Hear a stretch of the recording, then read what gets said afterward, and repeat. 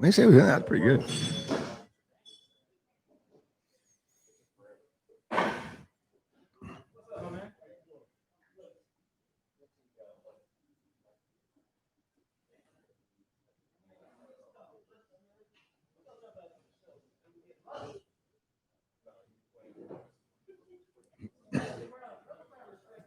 Oh.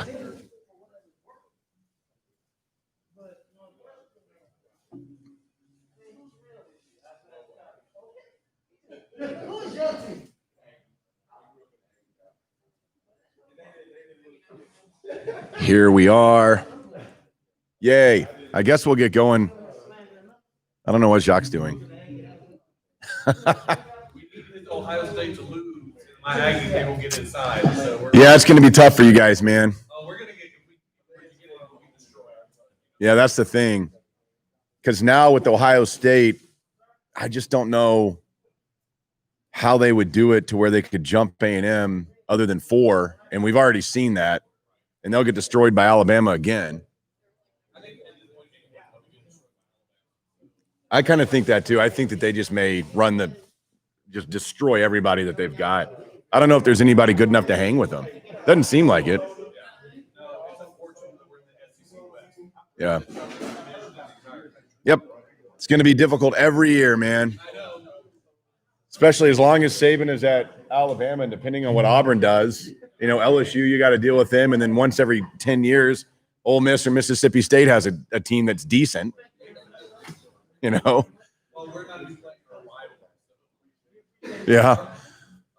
Awesome. I know, it's such a bummer. They should be playing. They need to fix that. Awesome. Thanks for coming out, guys. Nice, dude. Nice to meet you. Awesome. Good to meet you. Do what? I know the name, yeah. Awesome. Welcome back. We'll get going. Jacques is handling some, I don't know what he's doing. Oh, it's not even 3:00 yet. Oh, now it is. And Jacques is not in studio, which means the money we're not making today, I get paid.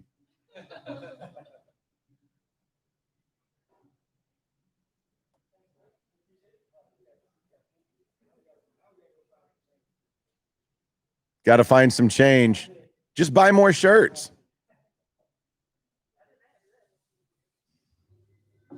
You got to have a bank, man. It's like if you're a waiter.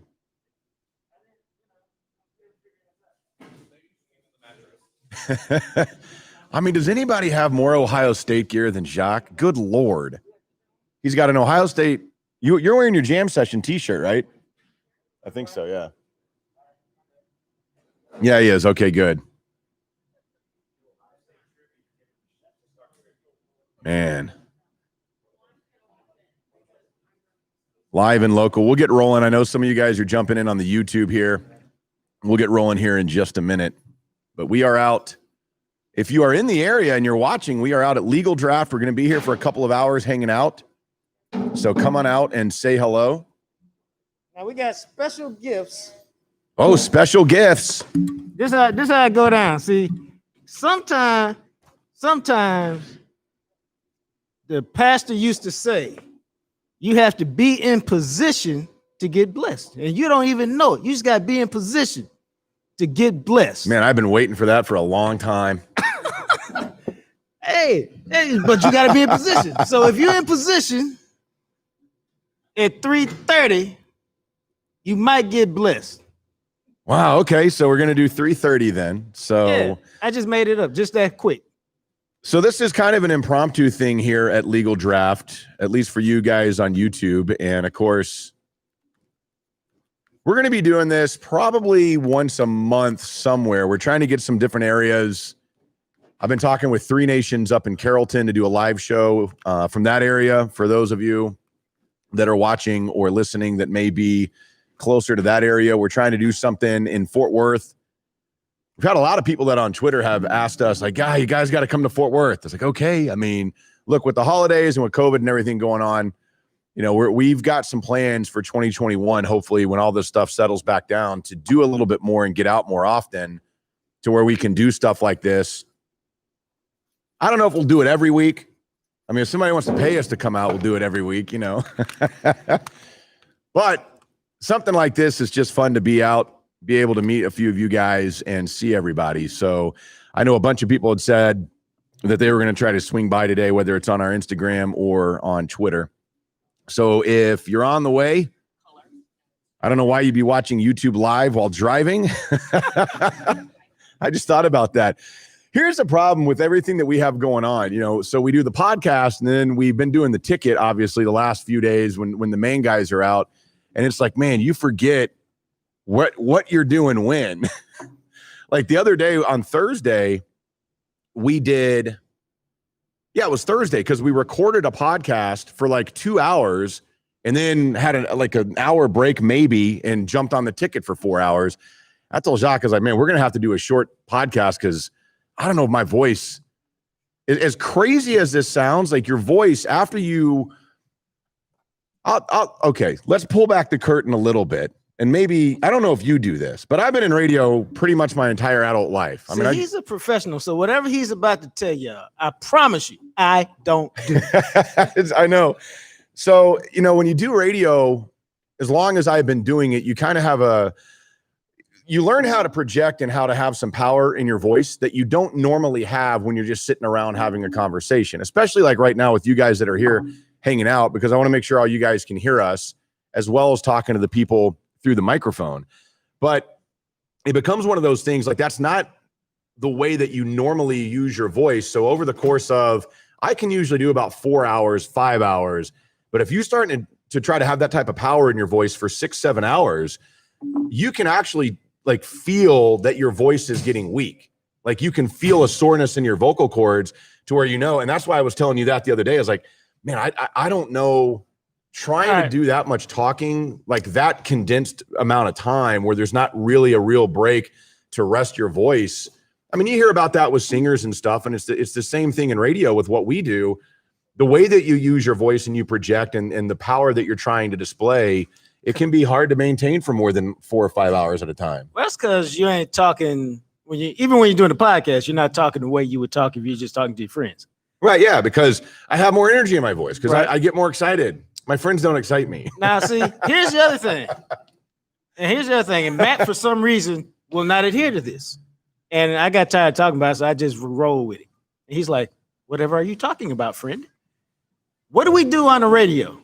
You do 12 minutes, you take a break. Yeah. You do 14 minutes, you take a break. You do 12, you take a break. And then you get to the commercial-free hour. Okay, fine. You power on through this. Matt don't take no breaks when we're doing the podcast.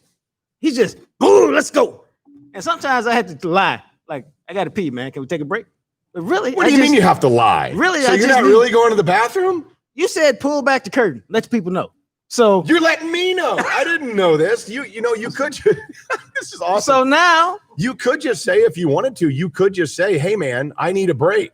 No, because you haven't really told me it's the no judgment zone. I don't want you to think I'm soft. Why? I mean, so I understand. Not everybody can power through. It's okay. See that little. I mean, I can talk for 2 hours nonstop pretty easily. Right. See that right there. That little. Everybody can't see that right there. That's what I'll tell you. That's why I tell you. I mean, it is what it is. And now you'll never know whether I'm lying or telling the truth.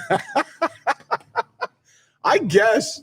Oh, that's kind of awesome. So I know a lot of you are jumping in on the YouTube, so we're happy to have everybody, and we've got several people here at the big brewery game last night. Who won? I fell asleep early. Rockwall, DeSoto. Anybody know who won that game? Oh, DeSoto won! Woo-hoo! Yeah, baby. Yeah, I thought it was unfortunate because Rockwall was obviously the better team. It's just, I mean, I thought they were, honestly. Our quarterback threw 2 interceptions that were bad plays. They left some points on the field.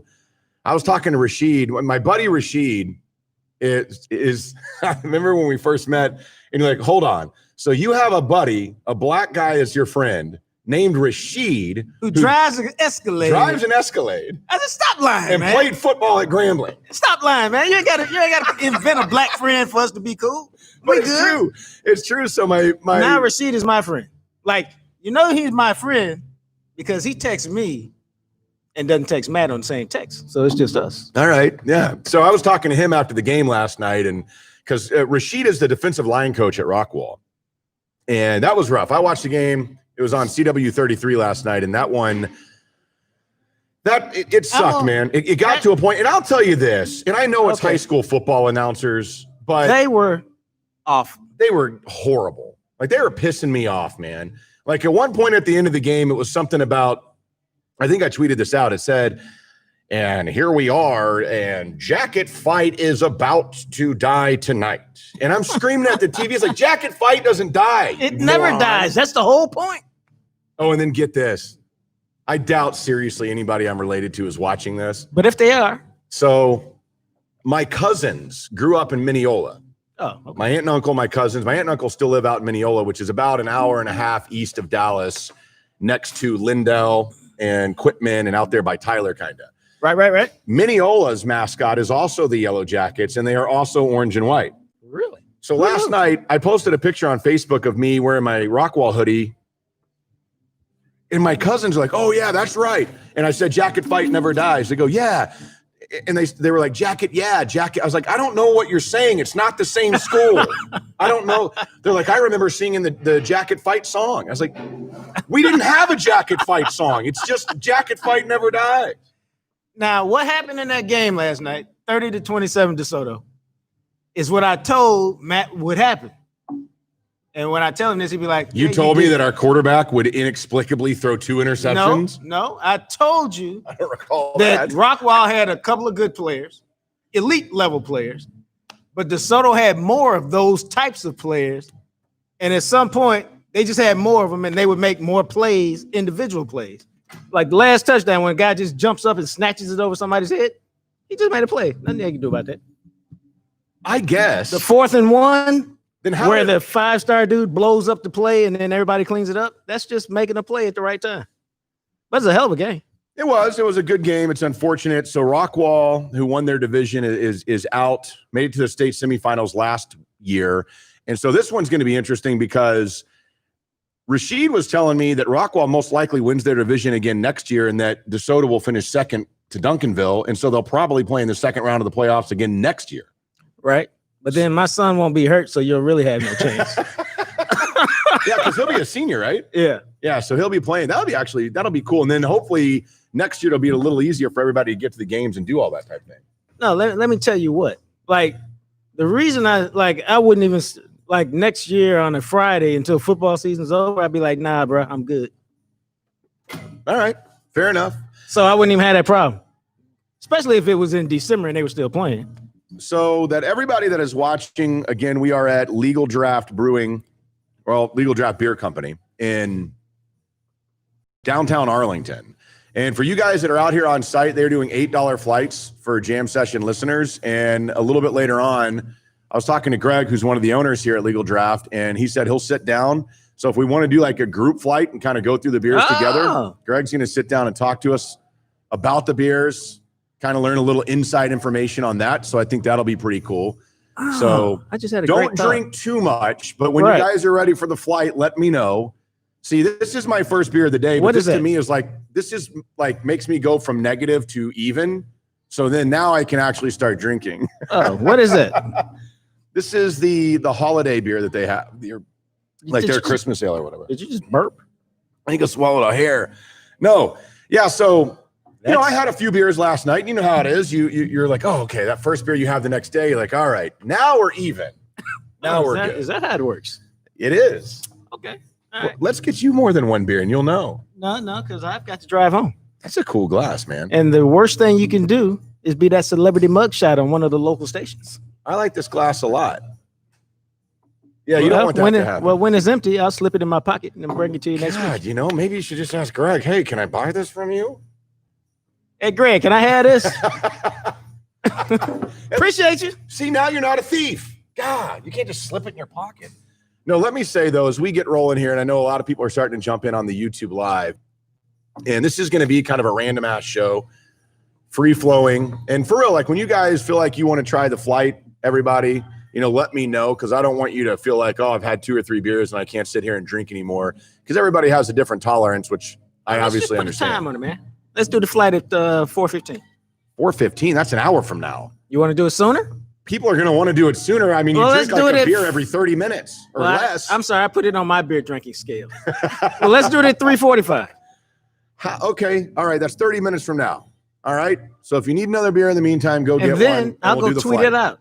We're taking Right. the flight at 3:45. Yeah, and then you can tell people jump on the YouTube live as well so that they can see that. But I wanted to get into this with you because we talked about this earlier this week. If you listen to the podcast, you know this conversation well. But the college football playoff, which we are watching, we saw Oklahoma survive Iowa State. So Iowa State doesn't have a prayer. That's their third loss. Ohio State somehow struggled with Northwestern. See, I think that's interesting that Greg said it, I think. Maybe Greg didn't. Well, we underrated couple them other because guys they're said it. Northwestern, and I was their gonna defense say. is actually really good. That's what I was going to say. Like, I told my dude after the first series, I go, I already don't like this game. This reminds me of Indiana where they got some tricked up defense and he can't read it. He's going to be holding the ball too long and end up getting sacked, and the offense is going to be stagnant. That was my thought of series into it. I think the thing that's going to be interesting to see is as this plays out with the morning games, what we have learned, and I've told you guys this before, it doesn't matter if Alabama or Notre Dame lose, they are in the playoff. They are in. Ohio State today, and we talked about this, the committee is telling people they don't care how many games Ohio State plays. They already have them at number 4. So Right. They then beat another ranked team, which will give them another quality win, another top 25 win. It improves their strength of schedule. It hurts their game control because they only won by 12, but not enough where it's really going to matter. Ohio State is in the playoff. And their reward is to go face Alabama. And I sent Matt a text today that said, Alabama, the team I saw today, the one that played today, Alabama beat them by 21. Now, that might not be the team that plays them in whenever they play. Yeah, I think it's going to be really interesting to see how this plays out because we won't know until after tonight with Clemson and Notre Dame. If Clemson beats Notre Dame, they're both in, and those are your 4. It's pretty, that's cut and dry. It doesn't get any easier than that. Right. If Notre Dame beats Clemson, it's going to be really interesting to see what the committee does with that as far as some of the metrics that they look at and the way that they weight this thing. And we talked about that. And this is where I can't remember. It was either on the podcast or a segment we did on the ticket or whatever. We told y'all at some point. Right. And so the way that the committee does this is that they actually use a series of metrics that have a certain amount of weight. They do their strength of schedule that the committee uses is a combination of your opponent's schedule and your opponent's schedule. And then if you play an FCS team, the only thing that counts for you are the FCS team's losses. So if you play a 3-7 FCS team, they add the losses to your strength of schedule. They don't put the wins in there. So it hurts you regardless. Right. So that's what they use. They use game control, which is essentially margin of victory, where, the easy way to do it is Alabama has outscored their opponents by 327 points. They've played 10 games. So their game control metric is at 32.7, which is obviously their average margin of victory. Right. So this is what happens. Like for A&M, for example, we were talking about this earlier. A&M's game control is the worst out of any team in the top 15, partially because they got their ass kicked by Alabama. So because they lost by 28 points to Alabama, they had to make that up somewhere along the way, which they kind of did against South Carolina. But the problem then becomes they had a 3-point win. They had a 5-point win. They had a bunch of wins that were like right around 10 points. And so their game control, when you average it out, now, it might have jumped today because what'd they win? 34-13, right? Yeah. So that'll probably put them over 10, but it's still going to be the worst in the top 15, and it's not enough. As a matter of fact, a guy that I am friends with that follows this stuff like really intensely was saying that he actually thinks that A&M was going to drop to 6. Really? Because of we talked about this. They needed to go beat Tennessee like 56-10 or whatever. Like Alabama, those guys. Blowout. I got a more interesting question. What is it? What happens if Florida beats Bama? See, I think to the 4th slot, not the 1 slot. because Bama's in there. So what happens? Yeah, and that's where it gets tricky because I do think, like with the metrics, I think Florida would get in. But we just saw that. Are you going to rematch it? So, and I think in that case, and it depends on how Notre Dame and Clemson play out, I think Notre Dame would go to 1, Ohio State would be 2, Bama would be 3, and Florida would be 4. Or you could put, if you wanted to, Florida 3. I don't think they'll do that, though, because Bama, there's nothing that can happen to Bama. They are like their game control is way more than anybody else. Their strength of schedule is good. They're obviously their quality wins. They don't have any bad losses. Alabama, the Florida game, I mean, they're not going to lose. There's no way. They've beaten every team they've played this year by 15 points or more. Okay. They're just not going to lose. Tonight. It's going to be Alabama. I don't know what to make of Notre Dame and Clemson. Notre Dame could beat them again. I think Clemson's going to win. And Time again, come on. 7:00. Oh. Yeah, I think it's going to be Alabama, Notre Dame, Clemson, and Ohio State because I do think Clemson's going to get them on this one with Trevor Lawrence. Look, I know that Notre Dame shut them down really well the first time defensively, but man, I don't know. There's something with Trevor Lawrence. I think he gets it done and gets them in, and there's your 4. And then you got to figure it out. Like you said, in that scenario, I think it would be. See, that's where it gets interesting, though. Do you bump Ohio State because they're undefeated to the 2 seed, and then you figure out Clemson, Notre Dame? You'd probably put Clemson 3, maybe Alabama, Notre Dame. Because if Notre Dame loses, they don't have a conference championship, so Clemson would have to be ahead of them, and then Ohio State's undefeated. Makes for a tricky situation. Yeah, because the committee, they look at stuff like that, man, where they'll play it out and say, okay, well, if we put it that way, then technically you can have an undefeated champion, which it would be that way if Ohio State were to win as the 2 or the 3, and then Bama wins as the 1, they both meet, you have an undefeated champion, and they'd rather set it up like that than the opposite. No, Clemson Notre Dame at 3:00, bro. Oh, really? Yeah, your game's at 7. Oh, they're playing right now then. What's the score? Right Oh, my God, is Clemson winning? That's what I was asking. This is what happens when you do live things. Yeah, see, I was thinking because the SEC game is tonight. Yeah. Yeah, what else is tonight? I thought there was another big game tonight. Maybe not. There's an NFL game, I think. There's an NFL game today? No, maybe not. I thought somebody told me maybe that's next Saturday. Is that because there's a lot of moving parts, man? So they laid out the schedule for the NFL before college screwed everything up? Because they normally would be playing on a Saturday night, yeah. Huh. God, how'd you like that? That's weird. A lot of football. Well, we're going to be watching Notre Alabama, Dame Florida. leading 3-0. 8 minutes left in the first quarter. God, Clemson sucks. No score? I'm kidding. So I think that you got one more game left. If everything plays out the way that you anticipate, and we may know, obviously, by the time you get to it tonight, if Clemson is going to be in, and that'll be it. And then, sorry for A&M fans, man, you guys will just be done. I mean, that'll be the end of it. It's true. I mean, that's what it is, man. So, oh yeah, and then somebody on YouTube goes, guys, and he just told us the championship game is on right now. Notre Dame's up 3-0. Yeah, baby. See? I forgot that we have comments on this thing. We could have just looked at that and would have solved the problem a long time ago. You know? So college football, that'll wrap that up, I guess. I still think, talking to Logan about this before we jumped on here, I just don't think anybody is on the same level as Alabama this year. Not right. Well, see, I'm not disagreeing. I would agree with you. I think we had this conversation just us the other day. But my man Ryan Washington says the truest stuff of all time, which is it ain't who's the best team, it's who's the best team that day. And if they play their A game, then they win. Yeah. But no team plays 5 to winning by 15. I guess most folks. And their offense is so unbelievably loaded. Mac Jones, I think, is a lot better than people thought he was going to be.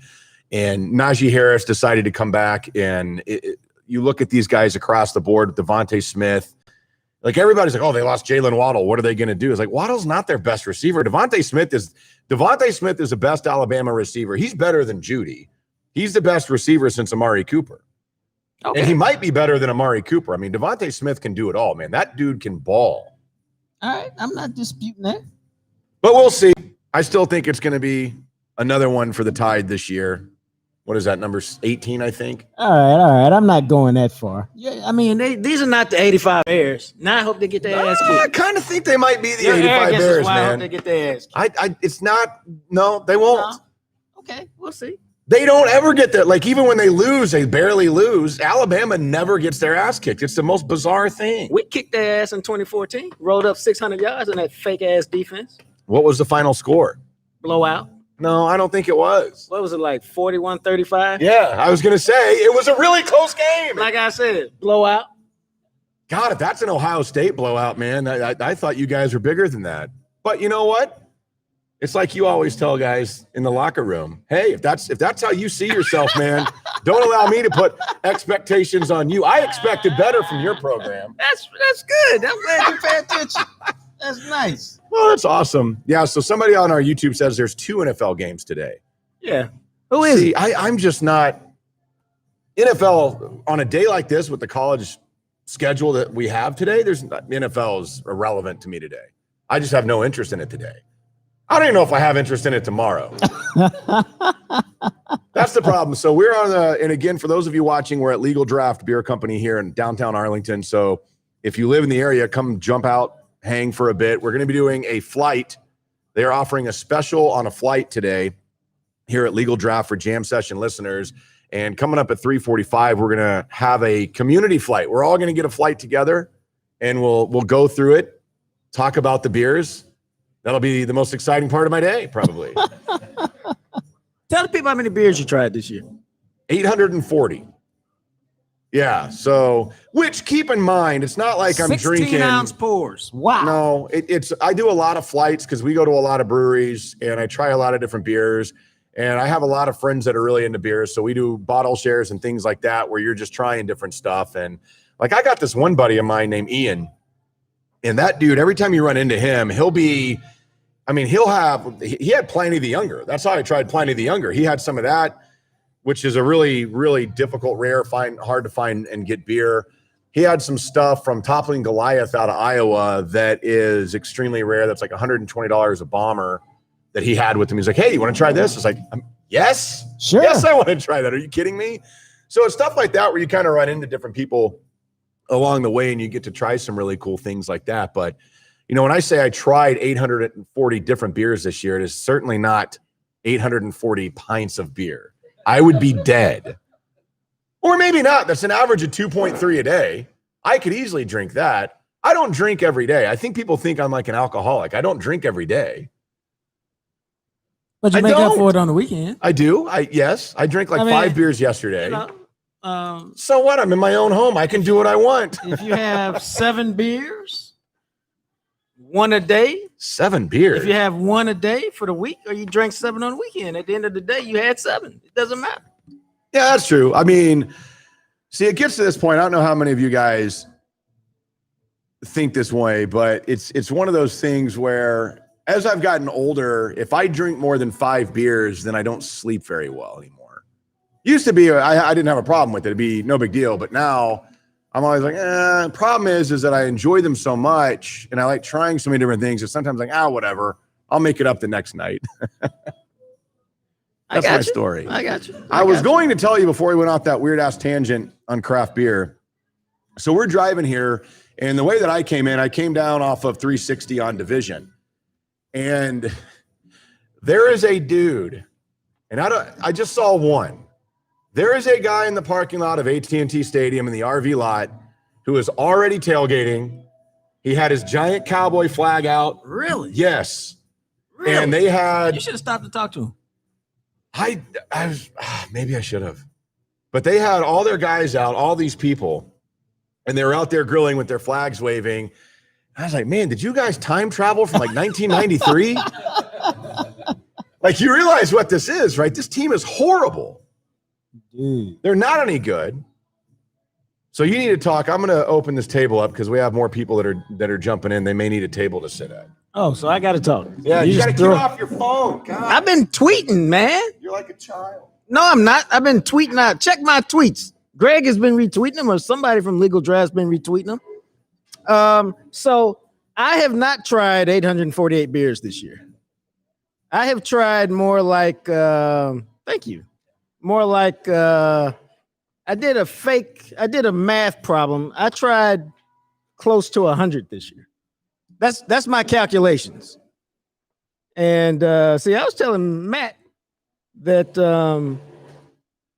I think I was going to end up trying 10 this week, which is a big number for me. I was trying to figure out, like, we tried 3 the other day on Just a Sip segment, sponsored by Beer Geeks on the podcast.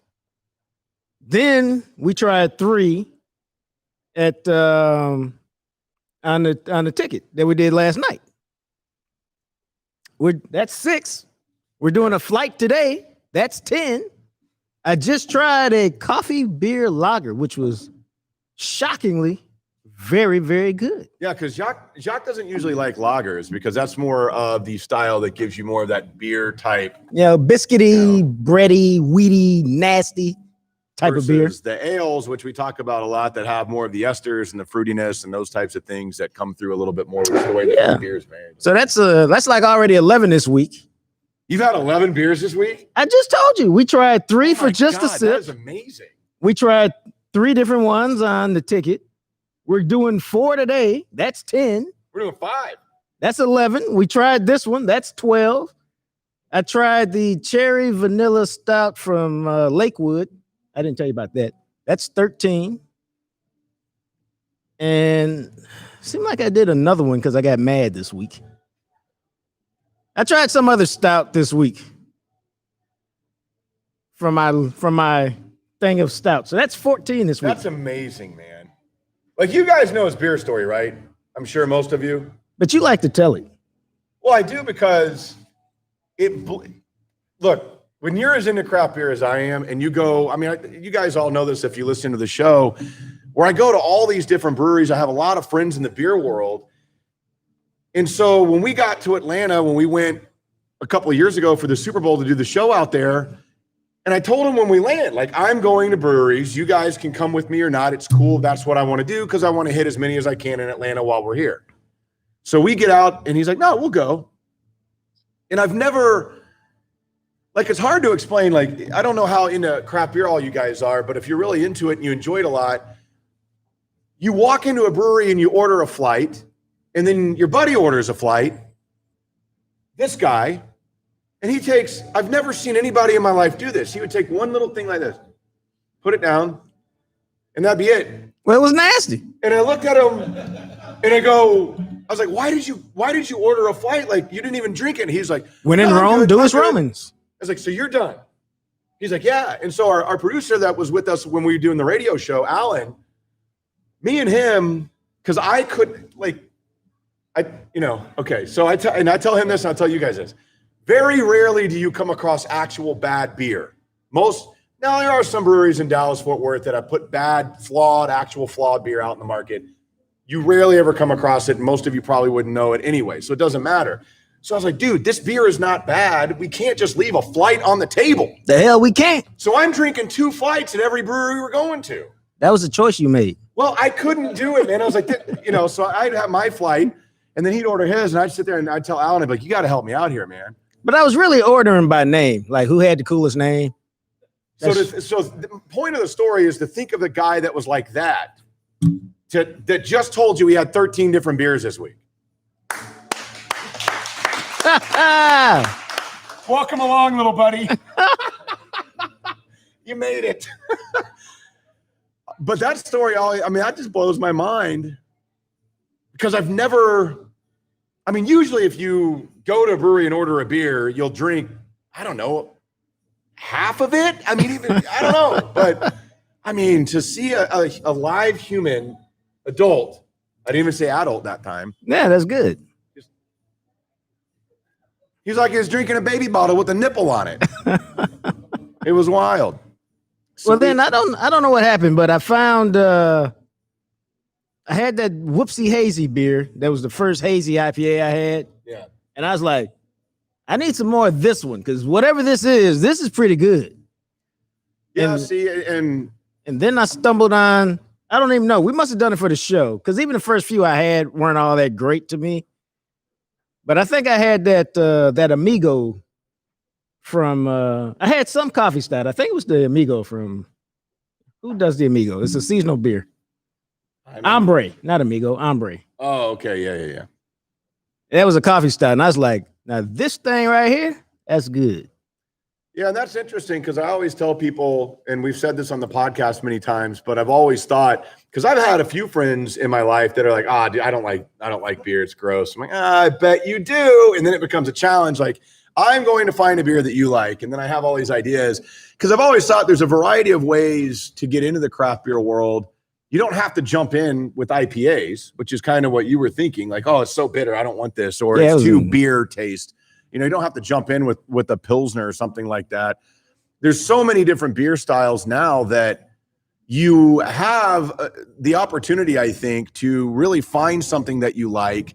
And this is what he likes. He likes the coffee stouts, as everybody knows. And I tell people all the time, if you drink coffee, you probably, and maybe at first, if you're not familiar with craft beer, maybe a stout's too much for you. But I guarantee you, probably a porter is a little bit more of that, what you're used to with the coffee, because it's not as thick. It doesn't have as much going on. And you know what? I bet it's even more popular now because everybody drinks iced coffee now. So you're Right. used to coffee not being I drink a hot. porter, and I always want it to be a stout because I like the punch that it packs. And we had this conversation. If you heard the podcast episode that dropped yesterday about viscosity, because They be using these big words, and I'm like, I yeah, always that use mean? the word viscosity because that describes thickness, and I don't want to talk like, oh yeah, I mean it's so thick in your mouth, like you can feel that thickness. So it's just better to say viscosity. All right. I explained that to you. If you put it like that, Yeah, but there's always different things. I mean, there's so many weird beers out there now. Like a lot of times, like if you enjoy candy, that means you like something sweet. And so then you can find a beer. Maybe you like chocolate, maybe you like white chocolate, maybe it's a little bit more of that tart kick, and then that you can kind of guide somebody down that path. There's just a lot of different styles and things that you can do. I think that really, obviously, I love talking about beer. But I think it's something that the explosion locally with what is happening here in Dallas-Fort Worth over the last really 5 years or so has really been interesting to see. And it feels like breweries are finding their niche and how that works. And some breweries are going more for the production and just trying to pump out a bunch of stuff and be on every shelf and then get sold out. Cool. Other breweries, like this is a great example, I think, because you guys do this really well. You have a local vibe to it, a community brewery that also you can find most places around Dallas-Fort Worth because you produce and can and get it out, which the breweries that do that really well, I think that's hard to do while also maintaining the community vibe where you feel like, hey, man, I can come hang out here. And I've said this many times, this is one of the best tap rooms in North Texas. I mean, you've got the patio, it's super open, there's a lot of space, there's always something going on. Not all breweries have that. This is the type of vibe when I'm talking about like a tap room, and some of you guys that listen a lot have heard me talk about like a chill vibe or a place that you feel like you can hang. This is what I'm talking about. This is a very good example of that. They have the space for it. That helps, obviously. Not all breweries do. And then not all breweries care if you want to come in and try beer. And I'm like, cool, I won't ever come back then. But yeah, I just went off of my beer tangent.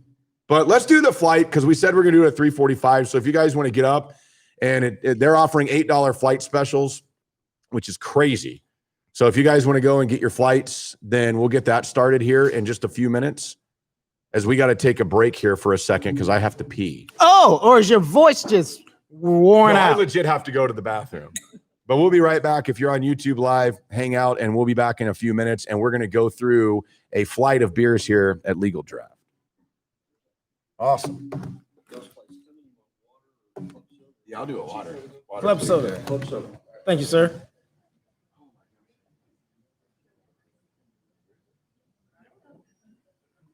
What's up, bro?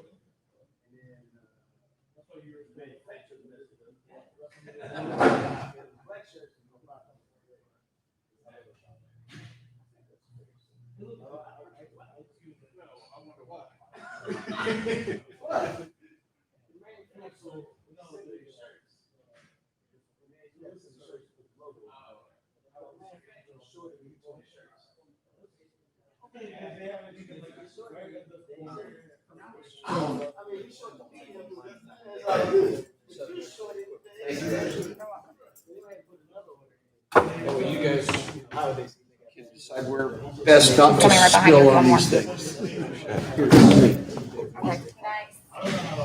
Yeah, we'll just have to. And I'm gonna pull up a chair. Just put mine. Yeah, however you want to There do it it. is. Another mic, or you just want me to project? Yeah, I mean, you can just project. So, I mean, everybody can hear you because this picks up what we have going into the YouTube picks up really well. So,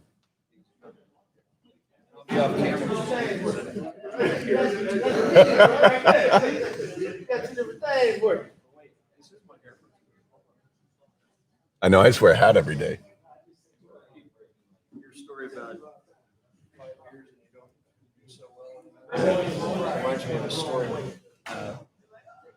Actually happened when I was a kid. One of my favorite things to do was to sit on the back patio while my dad and his buddies would have beer and just listen to stories. And one of his friends lived in the house. Showed up call it routine. 50s, I guess, late 50s. Yeah. At the time, we all thought Richard was just a monster because he was like 6'4" and 230. The biggest man we'd ever seen. So my dad's back there with him one night. They were on beer 4 or 5. And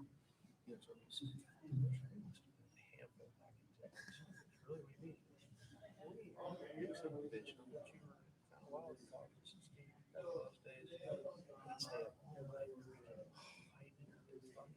now I can do any one of those 3, any one at a time, and then I gotta have a couple days off. That's exactly how it is. It's the craziest thing. She's like, no, I do a whole bunch of drinking, so maybe tomorrow. Oh, man, it's so wild. Like, I don't know what it is, but like the last couple of years, that's really started to be the case for me. And It's like a sledgehammer.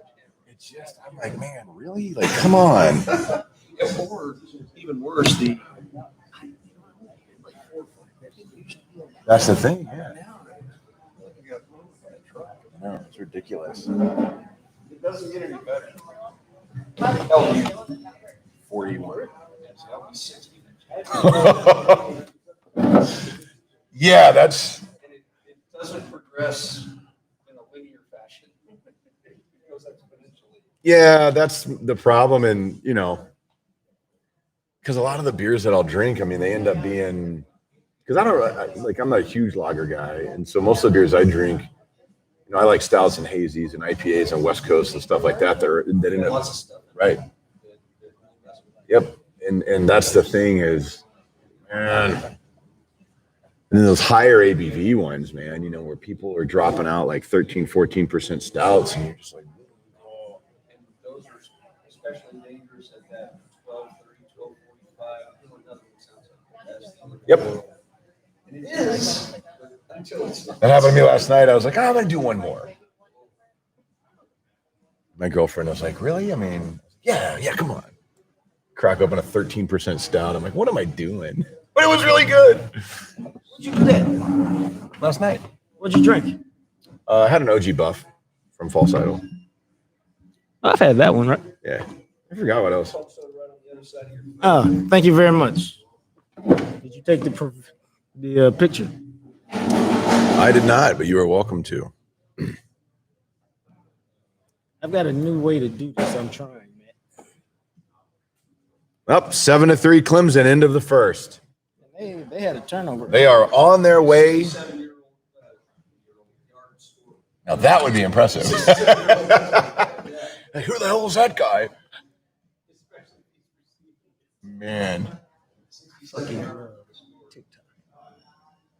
I grabbed. I'm still not. I know. I whirled through there, and this girl said, "Here's how to take the best pictures on Instagram for TikTok." And so she said, "You do this, you do this, you do this." Dude, I tried it. I mean, and all it does is the way you set it up, it blurs out all shit, makes all shit up close, clear. That's cool. Well, see, that's what I'm talking about. Like, I just stumbled on that. See, the one thing to do when you take pictures is to make sure that you face your glass, so that way you get the logo or whatever the glass has. That's how I like to do it. Well, see, now you you learn some stuff every day. Yeah, I mean, there are some people that there are some beer snob people that because I post a lot. Like my personal Instagram is just pictures of beers that I try, and every once in a while somebody will be on there like, no, that's not the beer. That's not the glass from the brewery. You should be matching it. I'm like, come on, dude. Like, what am I going to buy a glass from every brewery I go to? I used to, but then I ran out of space. Okay.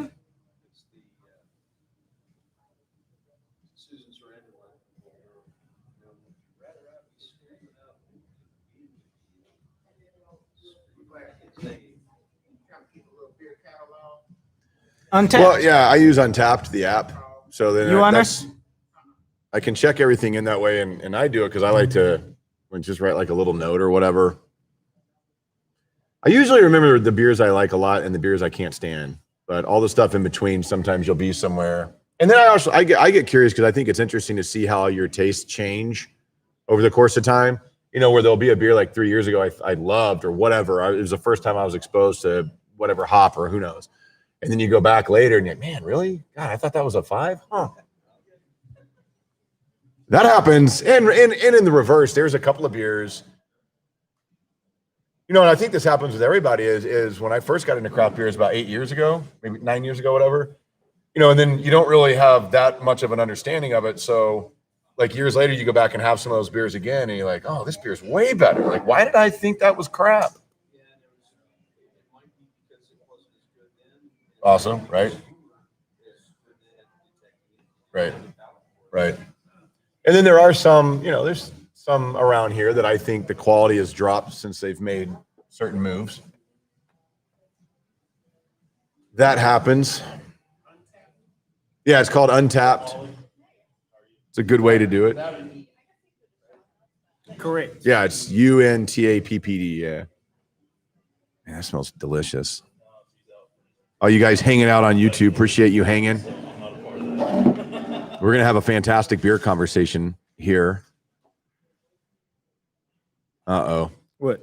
This guy on he says, Matt, the O to Soto in the house. Let's go Eagles. Whatever. What was that? It's the Buckeyes, baby. Okay, I got you. Yeah, it was unfortunate. That was a tough loss, man. Yeah, it was. Oh yeah, this guy says I'll be there in 3 minutes. You better hurry up, bro. Possible. Do you live super close, or are you just driving around watching this? That seems really dangerous. Hey, man, I can't coach my team and your team too. I guess that is wild, man. It's like the people that drive around trying to watch porn. You pull up next to them at the stoplight. You're like, what are you doing? You ever see that before? Like on what? People drive around and watch porn I have been next to somebody in traffic and it was playing on their on a DVD player. yeah, whatever the pop-up thing was. I just laughed Oh my ass god! off. I only saw it one time, so it's Really? not like.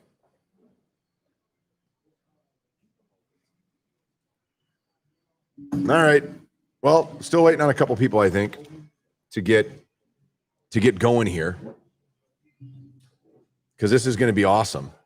And I feel bad. Did you used to be a lawyer? No, I'm a recovering attorney. I still am one. Hi, my name is Brad. Thank you.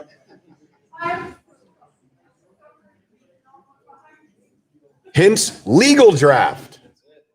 For those that didn't know. Yeah. Which is also, I mean, you see a lot of the beer names have that type of. Well, I saw them all Motto up here or at once, and I was just theme. like, okay, I have to ask.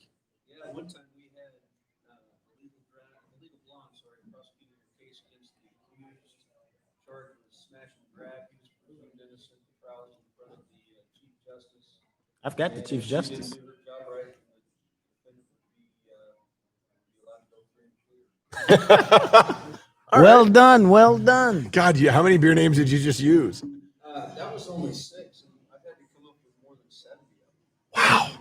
I'm tired of coming up with beer. Yeah, it's always a fascinating process. All right, is he getting the flight as well? Okay, cool. Yeah, I just want to make sure, for those of you watching, we've got a bunch of people in the house tonight that we're going to go through these beers with the owner of Legal Draft, who's going to sit down and hang with us and go through these beers. So you should be able to hear as well, and we'll kind of hold them up for you so you get an idea of what we're talking about, what we're looking at. No, not anymore. No way he drinks his whole flight, though. I'd be shocked. Nope, not happening. I will. I know which one he won't drink. Yep, I can see it. All right, everybody good? All right, so we'll continue here. And again, we are at, for those of you on YouTube, we are at Legal Draft, which is a fantastic brewery and tap room here in kind of the downtown Arlington area in Arlington. Really cool place, great tap room. They got a cool patio. They're doing some really good stuff. And the owner of Legal Draft, and we were just talking about this for those that didn't hear, that don't know, he is a lawyer, Greg McCarthy, hence Legal Draft. And this is him right here, Mike's brother. So we are going to go through the beers for those of you that got a flight, and Greg's going to kind of talk to us a little bit about these and how they roll. So you just want everybody to start with Exhibit A. Let's go left to right across your exhibit card. Exhibit A is Legal Grounds. It's our current seasonal, kind of rolling into the new year. It's a coffee lager. So what we've done with this is we made a gold lager. We added lactose in the brew. What lactose does is a couple of things. It gives you some residual sweetness because it doesn't get completely fermented by the yeast. And then it also gives you some of that viscosity that Matt was talking about earlier. Sort of that creamy mouthfeel. And so what we were going for with this, when we took that beer and added about 1 pound per barrel beer of coffee from our next door neighbors across the parking lot here, Salter Brothers Coffee Roasters. They took some Ethiopian coffee and did a medium roast on it, so not terribly dark, just past blonde roast on the coffee, really. And we ground up that coffee and put it in the beer for the last couple of days before we packaged it. And so what we really were shooting for is a really nice aroma of coffee. So you pick this up and it smells more like your morning coffee than your evening beer. It is fantastic. And I don't even like lagers. Yeah, this is a really, really good beer. See? Like very good. Because you get the lactose like you're talking about, you know, and obviously the coffee comes through, but it's still really easy. What I told our brewmaster when I had Damn, it this the is first good. time was, I'm getting like a vanilla blonde roast nitro brewed coffee that still tastes like beer. Yeah. That's a good way to it's- describe it, It's yeah. fantastic. This is really, really good, man. And see, the thing about it is, because it's 5.3 and it's a lager, it's lighter than a porter and a Damn. stout. So you're not dozing off, or I'm not, after you drink it. This is fantastic. This is the best thing I've heard of today. Close your eyes and drink this. Most people I talk to kind of their mind pictures of dark beer. See, the Yeah, I first would time say I that. looked Yeah, at it, I for said, sure. it don't look the way it's supposed to smell. And that's one of the fun things to me about beers like this. I love when beers don't look like they taste or taste like they Guys, look like that's- they want stouts. I like black lagers, really heavy duty coffee chocolate on the front, and then it's this clean sort of disappearing thing on the back. So this is one of those fun expressions of that. That's Jacques. I mean, he already knocked that out. Good Lord. You beat me. That's incredible. Yeah, that's a really good beer, man. That is on point. Very nicely done. Yeah, this is a fantastic. And y'all Like- all know I don't lie. If it's nasty and I get the lizard tongue, it just get the lizard tongue. Tell me the exact same thing. I don't like beer. All right, on to Exhibit B. This is Now, what you doing over there, Brother James? Oh, okay. Oh, okay. All right. I mean, you know, Yeah, and anybody's got questions or comments about this, speak up, raise your hand, whatever.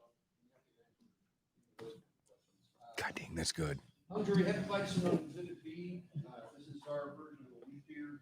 The F really just means that we use German Hefeweizen yeast, which produces some of the different esters. Here, Matt talking earlier about the chemical compounds, the esters that are produced in the fermentation of the beer. When you smell this one, you should be getting some sort of like bubble gum or bananas almost, that sort of smell up front. And there aren't any bananas in this. There's no bubble gum part that makes any of this beer. So you wonder, where does that thing come from? It's from the particular chemical compounds that this yeast produces when it ferments the beer.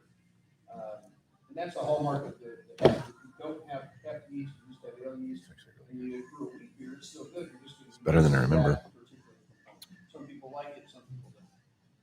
Yeah, Heffies are, when I first got into craft beer, I did a lot of wits and hefts and stuff like that because that type of flavor, there's not a lot of bitterness at all that you pick up in this, so it's in a really approachable beer, but it still has, because once you start getting the coriander, the clove, and the banana like you're talking about, and various different things, I think that give you flavor that isn't as in your face as once you get into, well, when I got into beer, what IPAs really were at the time, with the West Coast bitterness and that type of punch, because this is a super approachable beer that gives you flavor, which is really nice.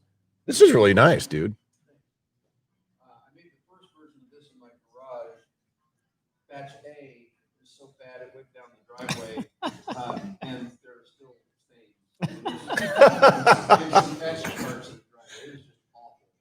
Batch B, I got my son-in-law's dad. He's a big beer snob, was an Air Force guy, spent a lot of time in Germany and Belgium and drank European beers. He proclaimed it to be the best wheat beer that he'd ever drank that was not produced in Germany. It is. And this guy goes around beer compliments like I can go around manhole covers. He just doesn't compliment beer. He's worse than Jock. He's just like, hey, I like on this. And he just goes, no, that sucks. That's awful. He loved this. So we were determined to use this recipe, and I brought up a bottle to our original, our founding brewmaster, who's a German guy, and he took one sip of it and he goes, yeah, you made this. You want to talk about the recipe or anything with it? No, you made this. Okay, so he still makes this. That's cool. That's a really good hef, man. Really is. I think it's all right. It's solid. It's not bad. I would tell you if it's bad. It's not bad. No, see, here's my thing with it. There's a couple, like, I think probably my favorite one that I've had from Texas was the Live Oak, back before when they had their original guy before he left, and that was really, really good. That was a really damn good hef. And then the guy that brewed that left and went to Big Ben for a while. And so theirs became really good, obviously. And now they've renamed it or whatever. I think they call it National Park or something. Well, Big Ben actually is out of business, and Steve Anderson, that brewmaster we talked about, sadly died of pancreatic cancer.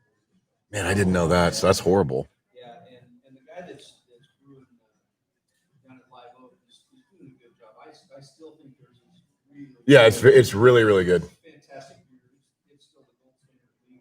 And the funny thing is, it's got such a great reputation, and it is such a great solid beer. Yeah.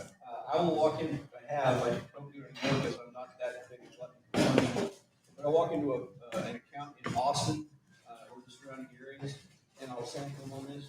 The bartender or bar manager makes those beer decisions. Like, that is terrific.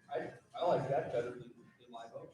Yeah, because it's Let's go. Let's get you started on an order. I'm not going to order it. People will kill me if I don't have the Live Oak. Oh yeah, I bet down there for sure. Yeah, and that's the thing because like some people will make them and it's too much banana or too much spice, and this is so balanced where it's neither one is in your face. It's really I like this a lot, man. Awesome. So let's move on to the Accused Amber. There's a nice little amber lager. Think Dos Equis amber, any sort of European style Vienna lager or amber lager. Or if you're old enough, I don't see anybody else that's as old as I am in this room, but maybe this gentleman, he's got some Granny's beer too. What Shiner Bock was when you and I were first drinking beer, before it just got too brown and too whatever it is. So really, this is clean, light. This is maybe the one that you don't like because it's got the biscuit thing going. There you go. Yeah, it does. But it does have that sort of really refreshing summertime. I just mowed the lawn. I want something that's thirst quenching. We'll see. And let's face it, it's summer here, 10.5 months a year, right? So, Yeah. Well, Pretty see, I've much. matured in my beer taste, where I can tell you it tastes like it's supposed to taste, but that don't mean I'm supposed to like it. You know, like you could do some Well, so you could cook some chitlins to perfection, but that don't mean I'm gonna like them. What are you doing with that glass? I'm nothing. I'm just, I mean, you Nothing. did it on YouTube. I was just, because I wanted to hold it up. I was looking at it, and so because that is a little clearer than I would expect with an amber. So what is it that you guys like the malt that is causing that? well, our recipe, we dialed back about 4 months ago on the amount of the roasted malts that we use in there, like the red crystal, Yeah. something like that. We're going to actually add probably one bag back to this because I'd like to have it just a little bit redder. Yeah, because I was curious about that because it's fairly clear for an amber. That's Uh-huh. kind of, We've been tinkering with this for a little while. Yeah. And what I've told our brewmaster is I want the beer to taste exactly like that. I'd like for it to be a little bit redder, but if it messes with the flavor, I'm okay leaving it like that. Now, why did you start tinkering with it in the first place?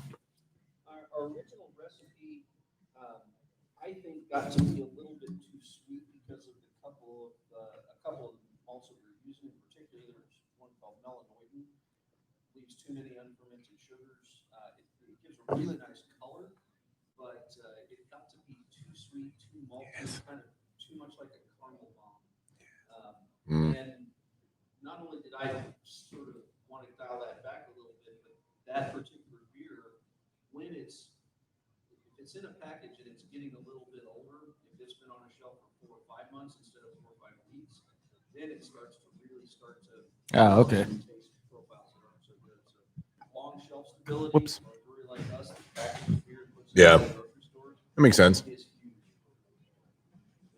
If somebody walks in and buys a beer of ours that's 6 months old, it's really important that it still be representative of what it should be. And that's a hard thing to do. A lot harder than I ever gave it credit for. Yeah, that's very difficult, especially depending on the style, obviously. I mean, because stuff drops out and it's not the way that you wanted it to You be. got complicated beers that the style Yeah. just drop out, and then if you've got a simple beer like our Nowhere in Texas, I used to think when we first made that beer, that's perfect. Now we don't have anything where the hops are going to fade or the LS is going to happen. Yeah. The problem is with a 4.2% yellow beer, there's no place to hide any flaw. That's correct. That would, yeah. If it turns just a little bit or if it's off just a little bit, Oxidizes it all, yeah. to know that it's just not what it should be. Right. Yeah. And that's one thing that I always think is interesting. And those of you that listen have heard us talking about that before, that lagers, especially at the style he's talking about, that's the easiest way to pick up an actual beer flaw because you can't, it's, and not that this has anything wrong with it, but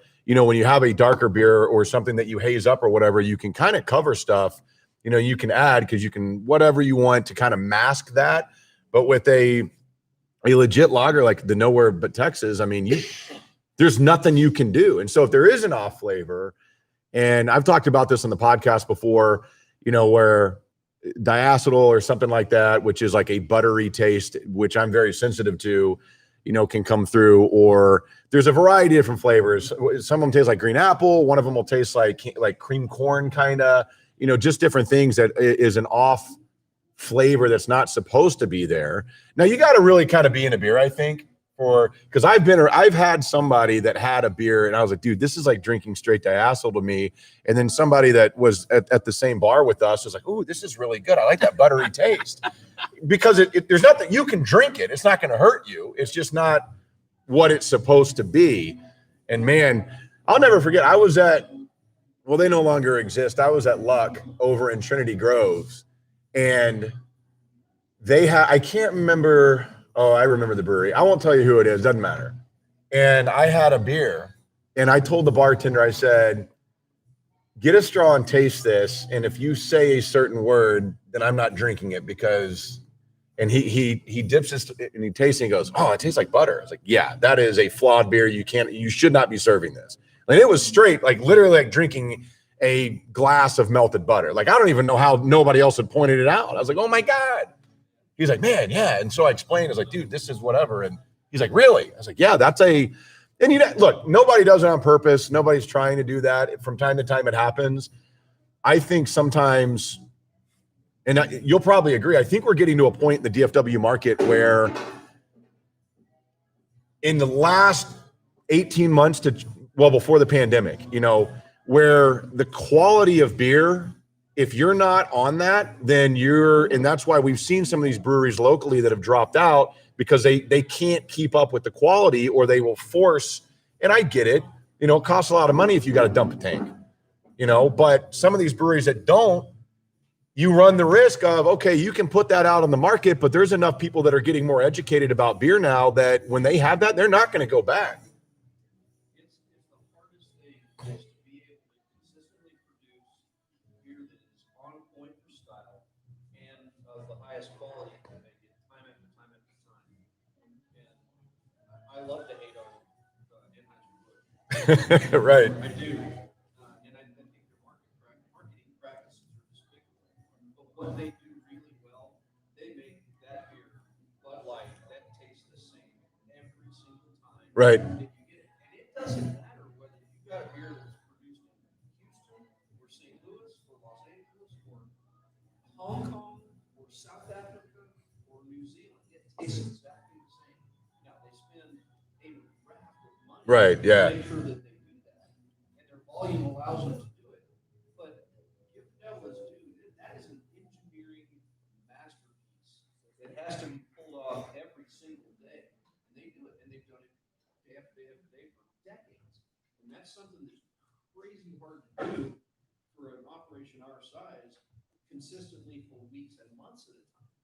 And they do it for decades at a time. So it's all about machinery, processes, engineering, sensory perception, all of those things. And when you have a craft beer that is representative and high quality and consistent for several times in a row, you know, you might think about dropping that brewery and no one saying kudos because those people work their tails off to get it done. I promise you. Yeah, which is crazy because you're right. I mean, it's true, you know, and I agree with what you said about the practices, and it's wild, man. I mean, as much as I cannot stand Coors Light, and I don't know how people drink it, the consistency that they're able to brew that type of thing with, because that is the easiest beer on the planet to pick a flaw up in. I mean, you can, because I've done some training where you learn how to pick up these different flavors, and we use Coors Light where they would drop the flavor in because immediately you get it, immediately. And so they're mass producing that and putting out in the market. If there is an off flavor in it, you will get it. There's nothing to mask it. And they will have produced literally tons of it with that flavor. It's crazy, man. And they never do. You never get a Coors Light that's got diacetyl. So I guess good for them. All right, so let's move on. And so the next one is the Hazy IPA. So this doesn't have a legal name? It does. Okay. I'm not sure why we labeled it this way. This is the haziest corpus. Ah, there we go. Haziest corpus. I knew it had to have like a lawyer type name to it. On the can it says, bring this beer before me. There's a Latin translation. So hazy IPA, and a lot of folks think these are easy to make. I think they're incredibly difficult to make until you figure out how to make them. Yeah. Because it's about the grain and the water and the yeast and the dry hopping of the hops after you get finished with it, or else you're going to turn out with something that's either off on one of those flavor profiles, or worse yet, like the first batch of this we made, it looked like this for about 4 days, and then it looked like that. And we actually started calling that first batch in the tap with hazy-ish corpus. It still tasted great. It was just clear as a bell. And so you have to make water composition is right, and you use the right kind of yeast that'll stay suspended, and you've got grains in there like oatmeal, flake oats, and wheat, so that you've got proteins in there that'll kind of muddy up the beer, if you will, and keep everything in suspension. And that beer has been sitting in a can now for about 6 weeks, and still just as hazy as it can be. The style is a New England IPA. Yeah, baby. Means it's not. Goodness, I wish they'd have named it something different because it's not like an IPA. Right. Yeah. You tell somebody it's New England IPA, they expect the bitterness. That's West Coast, baby. Well, you know that, but and these folks probably do too. There's a whole bunch of folks that come in here and just go like, I hate IPAs. Nah, you hate. This, man, this is more like a mimosa than it is an IPA. Yeah, they're super approachable. Like they're just easy to drink. And one thing that I think is really cool, and a lot of breweries are doing this locally, where the hops will change, which gives you kind of an opportunity to experience a little bit of these different hops and the different things that they do, which I really like because, and I've talked about this before on the podcast a few different times, and I don't know why I got into that so hardcore, was when I first got into IPAs, it's like, okay, I like this IPA and I do not like this IPA. Why? And so I started to read up about hops and learn the different hops and where they're from. And it's so crazy because so many different hops give you aroma, bitterness, flavor, and it could be, we're talking across the spectrum from something that tastes like you're drinking straight pine to something that tastes, I always tell Jacques, like herbal or floral or pineapple or stone fruit or whatever it is. Yeah, I'm like, what? But this is one of those that's on the opposite end of that spectrum that is super approachable. It's real citrus and tropical fruit dominant on the nose. And what this style really wants, and I think what we're going one more step with this, we're going to tinker a little bit with water composition to try to get even softer on the mouthfeel. Because it should just have a nice, pillowy, smooth mouthfeel. This is pretty good, but we have a new RO water filtration system where we just take it right back to essentially distilled water. Every mineral comes out of there. Wow. Then we build it back with different salts and different chemicals to make sure that the mineral composition of the water is exactly the thing that we want it to be, style for style for style for style. This was probably one of the more important water composition things. And I think that one last week that we're going to do, actually we did last week with the brew, really give us that nice soft mouth. Now, did y'all really know all that was involved in making beer? Really? Dude, there are books about water that you can read that really come into handy for brewing beer because nobody thinks about that. Like, the fact that you guys do that, that is because not everybody is doing that. And you can, like, the higher quality beers, it begins, I feel like, with that filtration of the water. And it's so crazy important. That is wild. And I know this is wild. Some of you guys are like, water? The hell? What? Water's water. I'm just telling water, you, man. The way that they build it out is wild with water and beer, dude. Now, this is a. This is 7% alcohol. That means it's 93% water. There you go. So That's why our why bodies are. Water is so important. People obsess about water and why we spend tens of thousands of dollars on a water filtration system. That's why. Because it's 93%. This is 96% of our nowhere to Texas. That water Man. better be right. No doubt. And this is good. Yeah, this is good. I highly enjoy this one. Yeah. It's delicious. Yeah. All right. So next up we have. Oh, I had a full pour of this earlier. The Legal Holiday. Real holiday. This is really good. Yeah. Every year we've done a little bit different. This got some allspice in it. Yeah. So this is. Yep. This is very Hang out with me and just copy what I say. Jesus. I can smell it. Who No, you can't can't. smell You it? can't. No, for real. So the first couple of years, we did a porter or a stout. This year, we actually backed off of the dark malts and went with a winter warmer. If you hold this up to the light, you can see that it's almost Sorry, Devin. reddish through the brown instead of just really like dark inky black like a true stout might be. But that was because our new brewmaster who started with us earlier this year really wanted to sort of do do a big change up on this, make it That's a what little happened. warmer, I don't like and then It's very add flavorful. some spices that we hadn't done before. So cinnamon sticks, allspice, nutmeg, and I'm gonna mess this up, but it's an Indian spice called fenugreek. And the way Yes. that translates itself into beer in the finished product is really so good. that the maple syrup. This is really good. Into it. Yeah, I'll tell you this, man, because, and again, if you listen to the show and you've heard Just a Sip that we've done many, many times, you know, there are Christmas beers that are popular in this market that I've always thought, there's one in particular that I swear it's like, how much allspice can we put in a beer? And I'm like, my God, like, please stop putting, this, I feel like less is more in Christmas ales and this style. And you get that here because you get what you're talking about, but they're subtle. They're there, they're obvious, you get them, but they're not like, oh, how much can we shove in your face? Like, hey, guess what? Our beer has allspice and cinnamon, but it tastes like you're drinking out of an actual thing that you bought at Kroger or whatever. Now, see, I think this is pretty flavorful, and I think this has made me decide. Now you gotta listen to this the right way. I don't think I like Christmas ales because I think this one's pretty good, and I'm just like, yeah.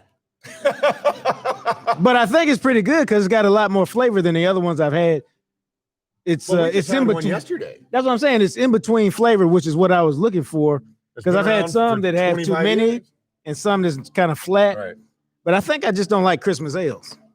We made 100 barrels of this. We released it on November the 1st. The idea was for it to be our seasonal for November and December. And it's really important for us in this year for the last time to get our seasonal beer out there at Christmas on schedule and get it all sold because our can for this one has Santa Claus skiing downhill. And if you know anything about the retail beer market, once December 25th comes and goes, Nobody that wants Santa Claus can is gonna sit there and collect dust. until the next Christmas. Yeah.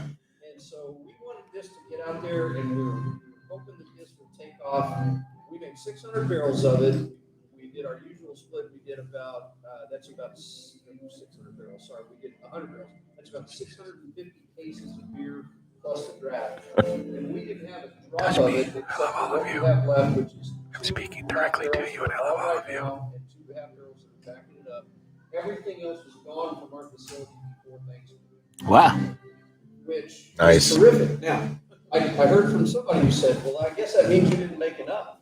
And I said, no, you know what that means after 5 years in this business, what I finally figured out is I didn't make too much. That's true. You don't have anything sitting around where you're like, oh my God, we're gonna have to. Now, see, I think We it's got to pretty drop this good. keg price to like $75. Too much is terrible. Making not enough is not so bad because then you tell them, look, all you got was just the sip.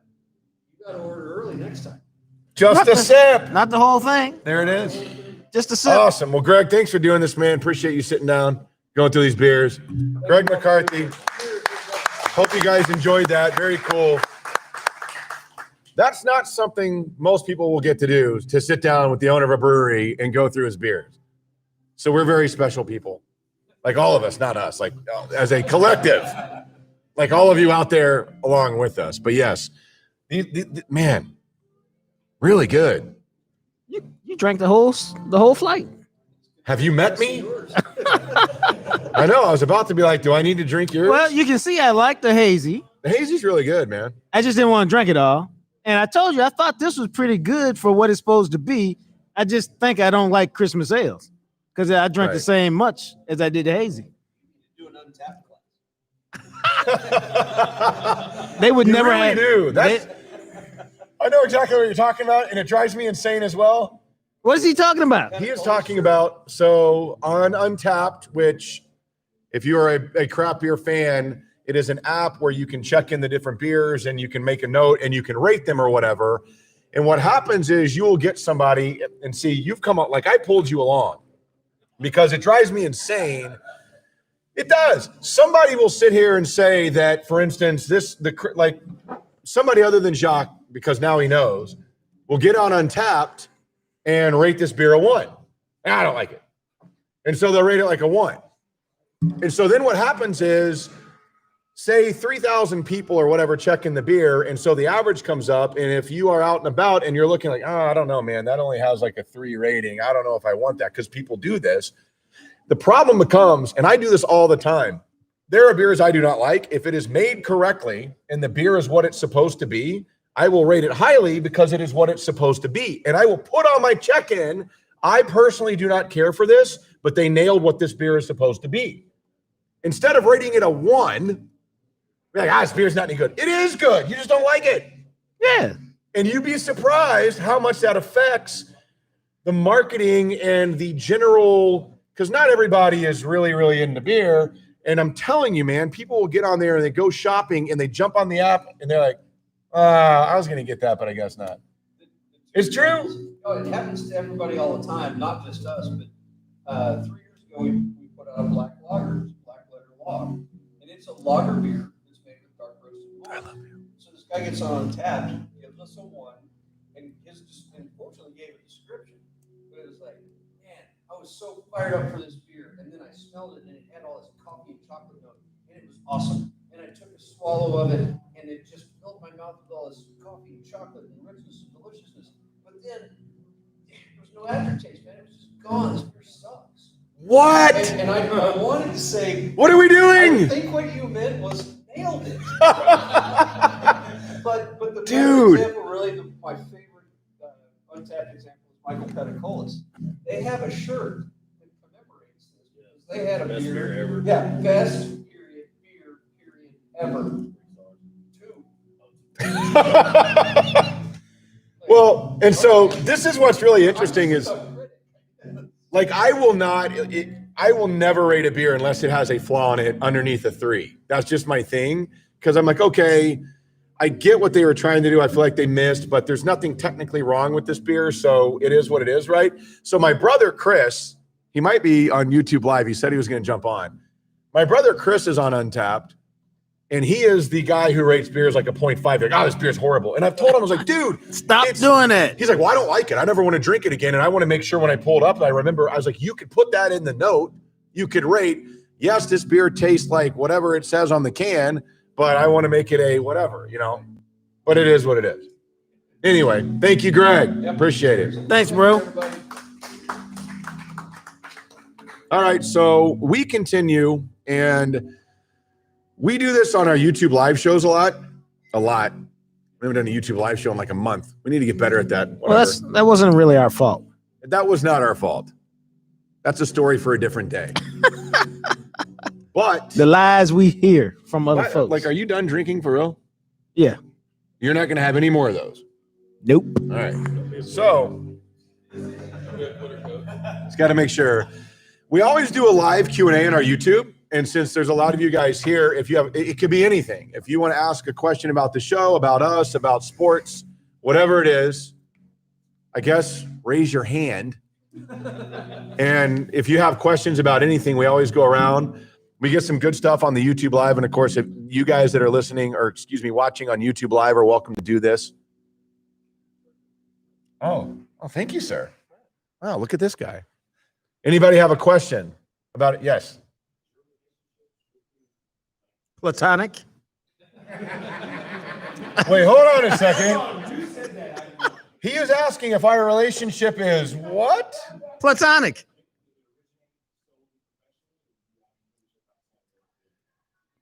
Well, okay, so Jacques and I, for those that don't remember, he used to do the show on ESPN, J-Dub City with Will Chambers, and the station decided to make a move and decided to move on from Will and brought me in. And, thank you. Thank you very much. Yes, here I am. No, but it's interesting because I had run into Jacques a couple of times and he would never remember because he's Jacques Taylor and I'm just a guy. Pretty much. And so when we first got paired together, I don't know if you know this story. So my concern, and I talked to Kat, our boss, Jeff Catlin. See, this story started off with my concern, so that means I don't know this story. Well, okay, so let's be real. Yeah. Jacques Taylor, black dude, everybody knows. 112 Being cuss replaced word. from one 40-year-old white guy with another 40-year-old white guy.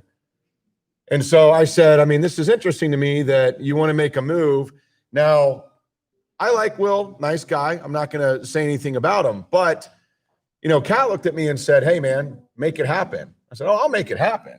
Like, I know what we had our goals that we built with the show, but Jacques and I, when we first did the show, we met, I think it was the Saturday or the Sunday before that first Monday show. Sunday.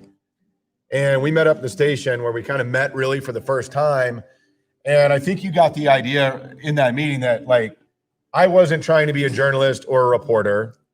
I thought, and I still think this, it doesn't make any sense to do a show where the guy that has 25 years of experience, that has been doing this forever and has the relationships that he has, that was never my thing. I love to entertain people, which you guys probably watching live can get that vibe. I like to entertain people. I like to be around people and do that type of thing. And I love radio. And so I thought, and I told him, I was like, look, man, I'm going to do my thing. I have no interest in trying to be breaking Cowboys news guy. That's just not my thing. And so I think when you realize that, you're like, okay, I can work with this dude. Well, see, I would say I didn't have to realize it. The whole goal of meeting was, I think I said it very clearly, is you go do you, I'm going to do me, and we'll be straight. But don't ever try to do me, because you can't do me. And you can't do me. Right. So that's what I mean. I was literally like, just do you, man. Whatever you is, just do you, and we'll be straight. Because I am that 12-letter cuss word. So I'm going to do what I'm supposed to do. Right. So if you handle and do what you're supposed to do, it'll be straight. Right. And so I think like when I first started, if you I'm going to tell y'all the truth. All right. It's just the truth. No, but it is. And I think some of the things that I do, like the characters and whatnot that we had on the show that we were talking about the other day, we need to bring back and do some of that fun stuff on the podcast. I think that you're like, oh, like, and you do this now. You're like, what the F are you doing? But what you're doing you. Right. But and so it works. So I'm going to break it down for y'all how it's supposed to be. Matt is supposed to have 12 points and 17 assists. That's what Matt's supposed to do. But Matt's really good. So Matt really like 14 points and 20 assists. I'm supposed to have 37 points and 14 rebounds. Okay. That's how it's supposed to work. All right. The problem comes if Matt decides, I need some more buckets. I need to score. No, you don't. You need to pass the ball. I score in the moments that matter. But that's what you're supposed to do. That's what I mean. Matt does what Matt does. I do what I do. And we get buckets and win games. Yeah. We didn't get buckets and win games with the other team, because the other team, who's a good point guard, but the other guy wanted to be a scoring point guard. I mean, I can make. And your job ain't to score. Your job is to pass the ball up and let the star do his thing, and then you become a star by letting the star do his thing. I mean, I always kind of thought I was one. That's what I said. You become a star by letting the star do his thing. Because, man, can you imagine if I did 14 points and 20 assists? I'd get a supermax contract. Boom. But in radio, I can barely pay my bills. Boom. What are we doing? Boom. Oh, my God, I should have been an NBA player. Yeah. Now we're going to end up with the supermax. Yeah, so anyway, back to your point. I mean, Jacques and I, we've done stuff outside of the show. Like he and, couple of times. You like to give me crap because I don't ever go anywhere. He's like, you should let's do this and let's do this. I'm like, I'm gonna go drink beer. Pretty much.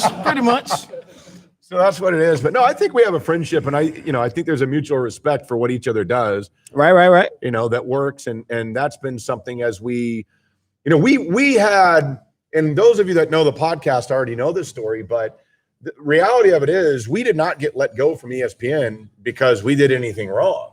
We literally had the highest rating on ESPN in 7 years since they could go back for the ratings. And then we found out 2 weeks after that hit that they were going to let us go. And I think we talked about this on one of our very first podcasts when we launched this, but Cumulus did not own ESPN. They leased it. And so in radio, it's called an LMA, and they had a 7-year deal. That deal was up in October. Now, I do believe if COVID hadn't happened, that things might be different, but it did. And so, excuse me. So what happened is Cumulus, when they first did the deal, and I remember this very well because I was working in Birmingham at the time. And the reason why this became a thing was because Paul Feinbaum left Cumulus in Birmingham and went to ESPN. And so because of that, in Birmingham, they have a station called Jocks that I worked for, which dominates the market. So that meant that Paul Feinbaum couldn't be on Jocks anymore. I don't even know if you know this. No, And I don't. so- It's all news to me. So what happened was they were going to simulcast, they were going to simulcast him on a variety of stations, but they couldn't because he left. And so then what they wanted to do was they're like, well, we got to get these ESPN stations. So it started in Birmingham because there was only 2, and nobody in Birmingham listened to ESPN. Like I didn't even know it existed until the Feinbaum thing. And so Jocks ended up where Cumulus came back and did this deal with ESPN and leased stations in certain markets. And part of that was ESPN saying, well, if we're going to do that, we want you to take Dallas. And so Feinbaum was like, Cumulus did this in a lot of markets with the ESPN other radio station thing. And so what happened is once that lease was up, then Cumulus in October, like our bosses, and I've been in radio a long time, trying to make it work or whatever. I've never had a market manager personally call me to be like, man, we did not see this coming. We're so sorry. And that's the boss's boss. Like that. The big man. Right. It don't get no bigger. And so he called and you know, we found out nobody knew this. We went on air. We found out 6 weeks before the last show that we were not going to have a show anymore. And we found out about 15 minutes before we went on the air that day. And so if you guys, and I can't remember the exact date, but it was a show where we played a couple of recorded segments because there was a couple of times where I was like, I need a minute, dude. Like, you got to give me a second here. Like, I just don't want to do this today. And it sucked. And it sucked because, and I think we talked about this on the podcast, but our boss, Jeff Catlin, who was also the program director at The Ticket, told us, so we hit a 2.0 in the ratings, which is all right. And then he brought us in the, hey, good job, guys. And I was like, whatever. I was like, wait till we get a 3. And he just goes, oh, okay. Yeah, what does that whatever. mean? I said, we're getting a 3 this year. He goes, well, that's lofty. I said, let's make a bet. And he said, what do you want?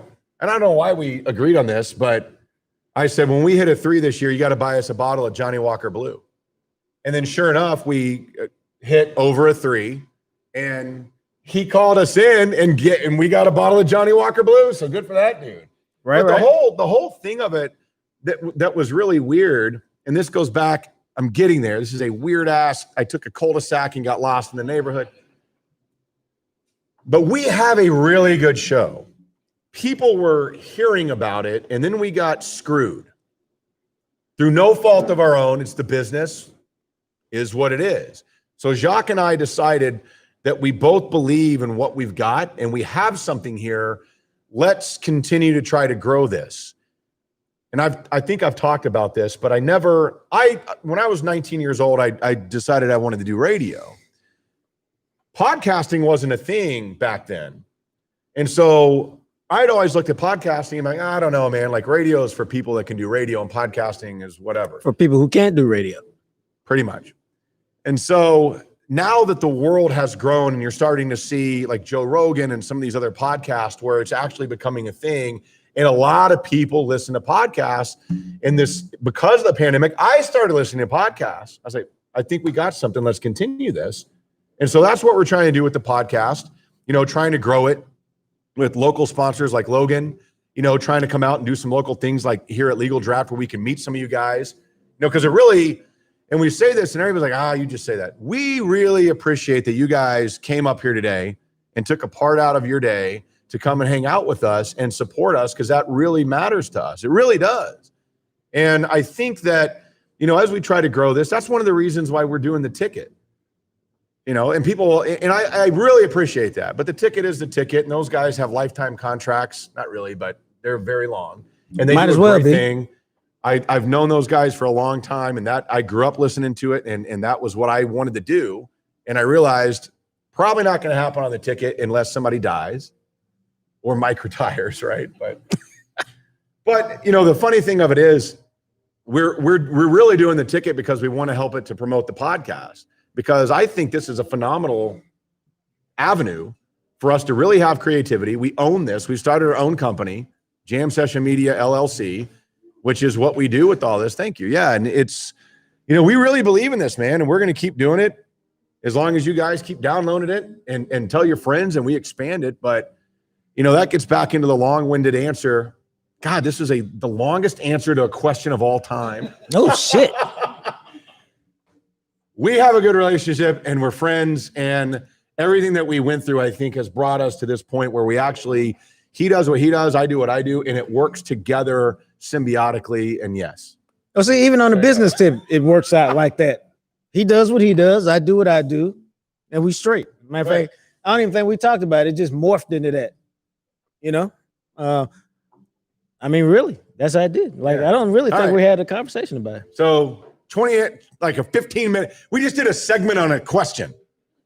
Anybody else want to know something? Sports, anything. Could be anything.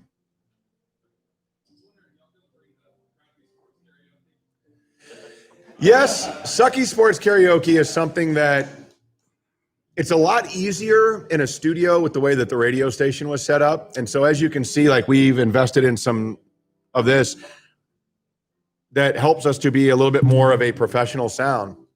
The problem with Sucky Sports Karaoke is the way to do it. It's difficult to do without having, we can figure it out. We can do it. But a lot of the time, Jacques and I are still recording from each other's houses. Like when we do the podcast, he's at his house, I'm at my house. And so to do it like that, I'm still trying to work. Like, we have some things that I'm trying to work on.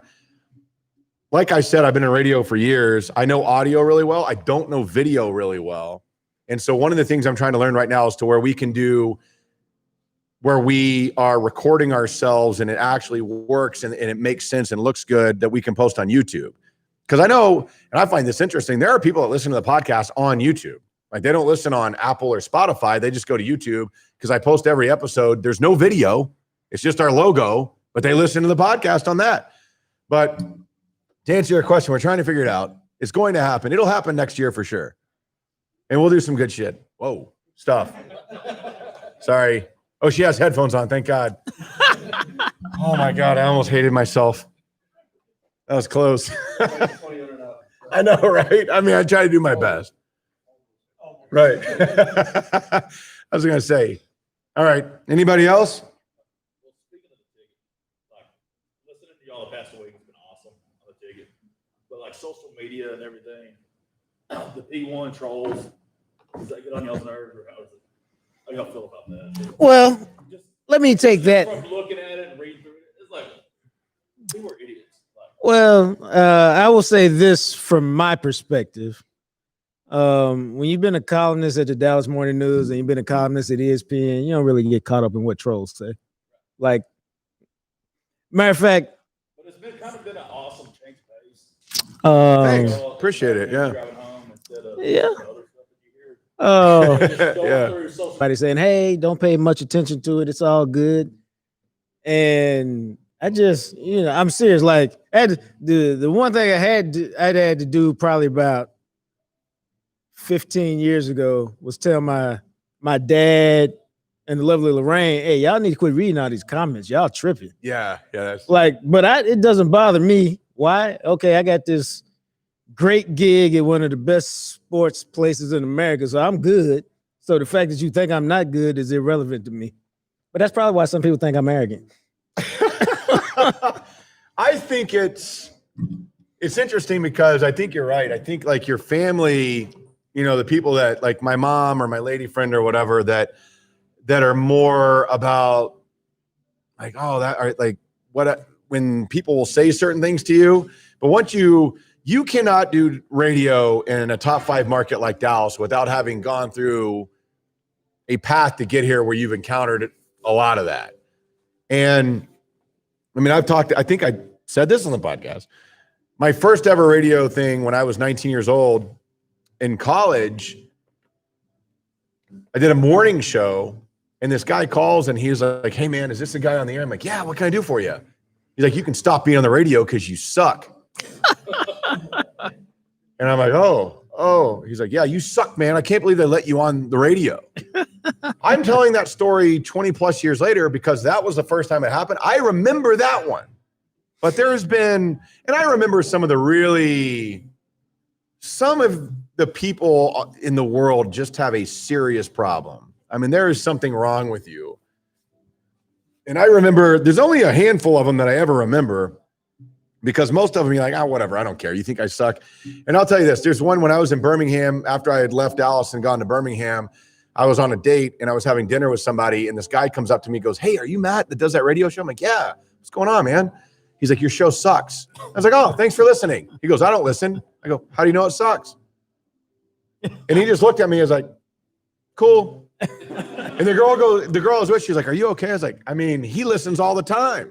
She's like, how do you know? I was like, how does he know I suck? Like literally and so that type of thing at the end of the day, I've always thought is interesting. And I've told you this. There have been times where I've been like, man, we're not getting a lot of hate. Like, are we not doing good? Because if you are trying to do anything creative, and it doesn't have to be radio, it could be TV or movies or art or whatever, somebody is going to tell you that what you are doing isn't any good. And if you're not getting that aspect of it, then you're probably really not doing anything good because you need somebody to offset the passion that I have for what we do. Somebody out there is going to be as passionate against it for whatever reason, and that's fine. But the fact that they're like, oh, this isn't any good, sometimes makes me, okay, we're doing something good because it's getting a reaction. Well, yeah, the whole gig, and this is like being a columnist, is what you don't want is apathy. So it doesn't matter if they love you, it doesn't matter if they hate you, as long as what you do evokes some kind of emotion. And as long as you're doing that, it's all good. It's when they don't care that you got a problem. Yeah, and that's the thing. Indifference is death. You would rather have, and this is true, and if you've ever seen the movie Private Parts with Howard Stern, you know, Howard Stern, this is actually true. The people that hated his show listened longer and more often than the people that loved him because they want to catch you with the mistake or doing something they don't like so they can throw it in your face and be like, ha, I got you. I told you weren't any good. And then you look at your ratings, you're like, cool, man. Thank you so much. Like this is this is awesome that you listen as often as you do. Now, I think the passive aggressiveness of some of the people, I've always found that interesting. You know, if you don't like what we do, just say, man. And this is the thing is that I've only had, I think, I've been doing radio since I was 19 years old. I think I've had maybe 3 people that have come up to me in my face and said something derogatory versus all these people on social media that would be like, oh, blah, blah. Hey, man, I'm glad you lost your job. You guys sucked. You know, would you ever, who comes up to you in person and does that? Nobody. And I have dug this. And I had one guy one time, I don't know why I did this. I had one guy one time that would hit me up like, you suck, I can't stand you. And it would be like once a week or something. And so finally, it's probably after a year, I think I said, hey man, I'm going to be at this brewery. I'd love to buy you a beer and sit down because I'm interested by you. And I would like to pick your brain about why you're so fascinated at how bad I am. Obviously he doesn't show up. And so I had this, and I've never done this before with anybody on social media. This is a few years ago. But I dug in and I go, I just don't get it, man. Like you have taken, I got to the point I said, don't listen to my show. He goes, oh, I'm gonna email your boss that you don't want listeners. And I told him, I said, look, man, if what I do makes you that miserable, why would you listen to it? And then we went back and forth and finally he goes, I just wish I could do what you do. And I don't know, I guess that it irritates me that you're on the radio and seems like you have a great, so we got to the core of it. And this was like after a year and all this back and forth, he goes, you seem like a nice guy. I'm like, all right. Handshakes, we're good, whatever. But you got to realize, I think, I was told this early in my radio career, you're never as good as you think you are, and you're never as bad as they say you are. And if you can keep that mentality and go through it, it'll keep you hungry and you'll keep trying to improve, and you kind of don't listen to the people that don't agree with you. Because the reality of it is, And, I don't think it's ego. I think this is truth. We are doing radio in a top 5 market, and there are people that really like what we do in the business of radio, much like whatever you guys do for a living, whatever boss that you have that supports you, you're good at what you do. And so there may be people that don't listen to us, but the way radio works behind the scenes, we had a guy today on Twitter sent me something because I was joking about the P1 question thing, where anytime you're on the ticket and those guys are so established, you're the new voice they don't know, they just are irritated, you're not them, whatever. Basically. And so this one guy, I was joking and I sent out a tweet, I think something like, oh, half of you are going to love what's coming up and half of you are going to be pissed off. And one guy goes, well, we'll know because if you don't have any listeners, they'll fire you. It's like, that's not really how it works, man. But you don't know the radio business. You don't need, it's like the Stars or FC Dallas. You don't have to have a ton of listeners. If you have a group of passionate people that enjoy what you do, you're good, which is why you guys are here, which is awesome. And thank you for coming out. And we still have time. Just so you know, Notre Dame getting run ruled. Told you. 24-3 at halftime. So there it is that enough to drop them to 4? No, it'll be, it might. It'll be, so Alabama, Clemson, Notre Dame, and Ohio State are in the playoff. There you go. Sorry, man. No Aggies. Another year where it doesn't happen. They can have, I think that's the only question. You'll always look back to 1939. Wow. What? All right. Anybody else?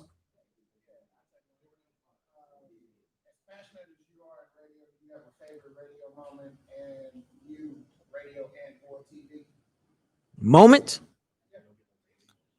The moment I laugh about most, which I wish I could find the DVD. Des. Nah, because I know it exists.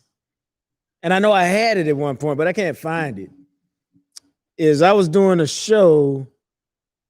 We used to do a show. I forget what it was called. It was like, it's something that the morning news owned, TXCN. I don't know. I can't remember what that stands for. Maybe Texas Cable Network or something. But the morning news owned it. And they used to pay me to go on it 3 or 4 days a week. And for a while, Bob Stern was the host, which is when I really first got to know him. Bob. And then Bob. That's pretty good. Bob Stern's a great guy. Yeah, I like Bob. He's actually a good human. He's a great guy and a good dude. Yeah. And then another dude started hosting it, Brian Giesenslaw, who I keep in touch with. He's in Cincinnati now. Brian Geese and Slaw. Like coleslaw, Giesenslaw. So, and then this other dude named Josh. What a name. And I can't remember Josh's last name, but I talked to him on Facebook here and there. But Josh was hosting the show. And Josh. it was a typical busy day. And I had to go pick my dude up from school because the lovely Rain was doing whatever she was doing. So I had to pick my dude up from school. My dude is 3 years old. That's how long ago this was, because he's 17 now. And I put him in the green room. Stay here. I waited till it was time to go. Stay here. I'll be right back. Okay. Watch this TV, because I had TV there. I said, watch this TV. I'll be right back. Now y'all know what happened. I'm up there live TV. I'm coming on, and there's my dude in the background. And then he walks around, and he walks right in front of the camera. That's awesome. And he sits down, and he's like, Daddy, I want something to drink. And I was like, it's live TV. So I'm like, you're going to have to wait. Have a seat. And so he sat on my lap, and we did the rest of the hit, which was like 2 or 3 minutes. And then we got up and left. But that's my favorite TV moment. That's awesome. My dude crashing my shot. Yeah, my for radio would be, I don't know, the first time I ever sat down in front of a microphone and I just did, the light went on when I was 19. Like, I just want to do this. And then when we hit over a 3. Now that was an epic day. That was pretty awesome, because to know that you did something at that station, because the reality of it is, with the Ticket and the Fan and ESPN, ESPN had been kind of the third station, and Cumulus pushed the Ticket. We never really had any advertising. Nobody really tried to do anything for us. See, he said, really, I would just say never. Right. Which is true. And to be able to crack that when we set that out as our goal, that was an awesome day. That was a really, really, we busted our asses. We worked a lot, and to get to that point, that was really cool. But see, I would tell y'all, Which is a testament to all you guys because it was really cool. But at the end of the day, we weren't shocked. We were glad when it happened. And maybe we might have been surprised when it happened. But we've been talking all along, like it's only a matter of time. Because me and Matt keep it pretty real. Like, we know when the show is good. And when it's we I know when it's off. We're like, why did you suck today? yeah, basically, like, what's up? Or, Yeah, we've been kind of stagnant. We need to trick it up. We need to do a couple things. We need to do this. So we kind of real with it. But frankly, we were at our best during the pandemic, which is why we weren't surprised that the ratings hit whatever they hit. Because what do we talk about? We talk about sports, but if there ain't no sports, then we talk about life and we talk about beer. And who doesn't like life and who doesn't like beer? So, and we talk about stuff that most people can relate to, whether it's music or whether it's what we're watching on TV or, me being accused of being a drug dealer or any number of things. Yeah. So that, and then on 9/11, I was in college and I spent, I think it was 15 hours straight on air because I woke up that morning and I knew something. I saw it on TV. I saw the second plane hit and I knew something was off. I was like, I got to get to the radio station. So the way it worked, I went to Texas State and we had an advisor and I run into his office. I was like, dude, the students need a voice. Like, we got to get on. And I jumped on at I think it was about 9 a.m. and I was on air until almost midnight. I ate lunch on air and people brought me that worked at the station or whatever. And that was really a cool moment because I still have the cassette tapes of that. And it's interesting to hear how I was on the air, but that was a really cool day because I felt like that mattered because there were people that listened and so that was cool. Oh, here's some breaking news. Oh, breaking news. What is it? Breaking news. Da, da, da, da. Jimbo Fisher says Texas A&M deserves to be in the playoff. Oh my God, let's stop. Let's be honest, they don't. Here he says 7 straight SEC wins. Some schools ain't even playing 7 games. Shout out I Ohio wonder State. who he's talking about. I don't care what league you're in. If you're going to pick the best 4 teams, we're one of them. No, you're not. If you were, you wouldn't have lost by 4 touchdowns to Alabama. I'm just saying. Well, frankly, he's doing what he's supposed to do. No, you have to do that. You have to, but he's wrong. It's not going to happen. This whole thing about that some teams ain't play 7 games. I mean, come on, bro. I mean, it's. Oh, now he's the Ohio State what it guy. is. But what if you had played 10 games? Would you have lost 1? I don't know because we didn't play 10. Yeah, I think that's interesting with the college football playoff this year is the lack of games that the Big Ten and the Pac-12 have. It's never been fair, but that seems like it's a little bit more unfair than usual. It is what it is. Sucks for you. Basically. Like, if they said that, I could tell you, I wouldn't jump up and scream and shout about it's so patently unfair. I'd be like, the Big Ten was dumb for starting the season late. Yeah, but Ohio State was ready to play. I can't help it if you canceled our game. Like, Ohio State didn't cancel any games. Michigan canceled. Maryland canceled. Somebody else canceled. What are you going to do, man? What are you going to do, man? Sorry. Get your ass kicked by Alabama, probably. Yeah, I mean, I think, with A&M that the problem is, I don't think. Can I tell you something, man? Let me just tell you something. And I'm going to tell this to Jimbo Fisher because I've experienced it, okay? I've experienced it. This is y'all make sure you listen to this. It's like I tell my kids, make sure you listen to this part. You don't want to be about that playoff life if you're really not about that playoff life. Yeah, because Alabama will owe you. You don't want to be that only game playing and it's 38-0 at halftime. You don't want that life if you're not ready for that life. Yeah, and I watched, until we came up here, I was watching a lot of the A&M game and the Ohio State game, and the fact that, it was 17-13 for way longer than it should have been, and that Tennessee is horrible. They're horrible. And A&M, for whatever reason, in every game this year against horrible teams other than South Carolina, they could never just blow them off the field. And they should have, and they didn't. And so that becomes like if Clemson would wipe the field with A&M. I've only seen Ohio State a couple of times, so I don't know. I don't know what to make of Ohio State. I don't like the way Ohio State's playing, really. Like, although the defense has gotten better, but their offense has gotten worse. But maybe you could get excited because it's like the Cowboys. Because Trey Sermon had 300 yards today, which is something. I mean, I don't care if you get 300 yards, you get 300 yards. So, and I mean, you know, COVID's going to be a big thing. Ohio State was missing 22 guys today because of COVID. Right. Otherwise, they would have won 24-10 instead of 22. I don't know what they would have won. I know Texas State ain't in it. Texas State's horrible. Well, I'm just rocking your alma mater. That's all.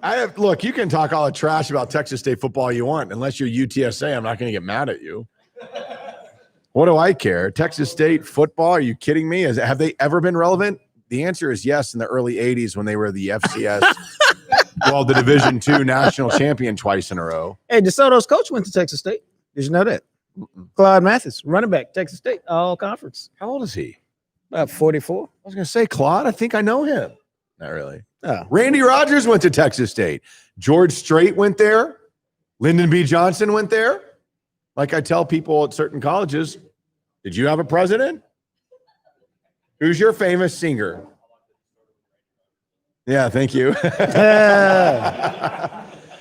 No, for those of you that know Randy Rogers, the Texas country singer, he lived down the hall from me in college. And when I first got into radio professionally, like out of college and all that, I used to work at the ranch in my early 20s in Fort Worth. And we had a show where, God, I can't believe I just remember this. This is at the Horseman Club in Fort Worth. And Randy Rogers was like the headliner. And so I went up there, I was like, hey man, we're about to bring you on stage. He's like, dude, it's good to see you again. I was like, you remember me? He was like, yeah, man. He's like, that's cool. He's like, the radio thing's working out for you. And I was like, it looks like the country thing's working out for you. He's like, we're working. And now, I mean, they're way bigger than they were back then. And I was like, man, that's cool. And I brought him on stage that night at the Horseman Club in Fort Worth, Randy Rogers. Yeah, and I don't know what happened to me because I should have partied with him on his bus that night. I don't know why I didn't. That was a cool story, though. I mean, I will say, I don't know how many of you guys like Texas country. I don't know. I like it a lot. Obviously, Pat Green's like my favorite guy ever. Like when we got to interview Pat Green, Jock's like, I don't give a crap about this dude. And I'm sitting there like, oh my God, Pat Green, I love you. And I got his phone number and I still have never texted him. I'm always afraid, like, oh my God, am I a creeper? That's a waste. I texted him my name. I said, hey, thanks. It's Matt, and he didn't respond. So I didn't know what to do. No, but one time, for those of you that know Josh Abbott, the Josh Abbott band, they're a Texas country band. When I was in Birmingham, I got to be friends with a guy that was a singer named Adam Hood, and we became really good friends. And one time we were at a show that Adam did, and Josh Abbott was the headliner, and Adam opened for him. He's like, hey, let's hang. And so we watched Josh Abbott, and Adam's like, hey, you want to go on his bus? I'm like, yes, I want to go on his bus. And we got on his bus, and they're just like, they literally are like singing songs, and they would toss the guitar back to each other. Your turn? Not to me, to him and Adam. And I was like, oh my, like, this is incredible. That was incredible. And then they opened their cooler, and all they had was Coors. I'm like, I don't know if I want to support you anymore, man. Dude. No, that was really cool. That was a fun one. Sometimes you get to, and that's what's interesting about radio is you get to run into certain people, and then you never know what person that you will have something in common with, where you may have like, this is cool, or this person is an ass. There are sports people. You know what? I will tell you guys this. Oh no, we're on YouTube Live. Maybe we should end this show. But let's be honest. There is one person in the DFW sports scene in the last, 15 years that I think is the biggest douchebag of any athlete that has been in the DFW sports scene in the last 15 years. Hold that thought. This person, if I am correct. You are. Okay. This seems like a good time to do this. This person was a professional athlete, one of the 4 big teams. All right. A starter on those teams, one of those teams, y'all should write his number down, and we'll give away something. We'll give away something to the person who gets it correct, Okay. Yes. and we'll narrow it down. It's either on the Cowboys, it's on the Mavericks, or he's on the Rangers. Yes. I'll tell you this. You will never meet a hockey player that's a douche. Well, See, okay, people say that, but okay, my no. favorite player, Mike Ribeiro was a douche. my favorite guy, they thought was a douche. He was a douche. Well, he had some legal He was problems. a douche. But if you just hung out with him and didn't like I literally forgot hang out about with that. him, And then Avery was also not a cool guy. Avery but who? outside of that, Sean Avery. yes. Yeah, okay. All right. Those So two. anyway, this But- guy was a really good player, It's funny that you knew that. but he's the biggest douche. Now, I will say I've heard from people that know him personally that that's just not how he is. But no, the way that's he how he treated is. the media, That's how he is. like blows your mind. I've never seen like literally. I have been Okay. Do you think? Okay, let's go. What are you gonna say? Ian Kinsler. Why'd you give his name out? Tony Romo? No, I'm just saying. Did you really have Kinsler? No, he said it's number 5. I was like, yes. Who said that? Oh, you're getting free beer. Oh my God, a free beer of the JaM Session IPA from False Idol, which is a great beer.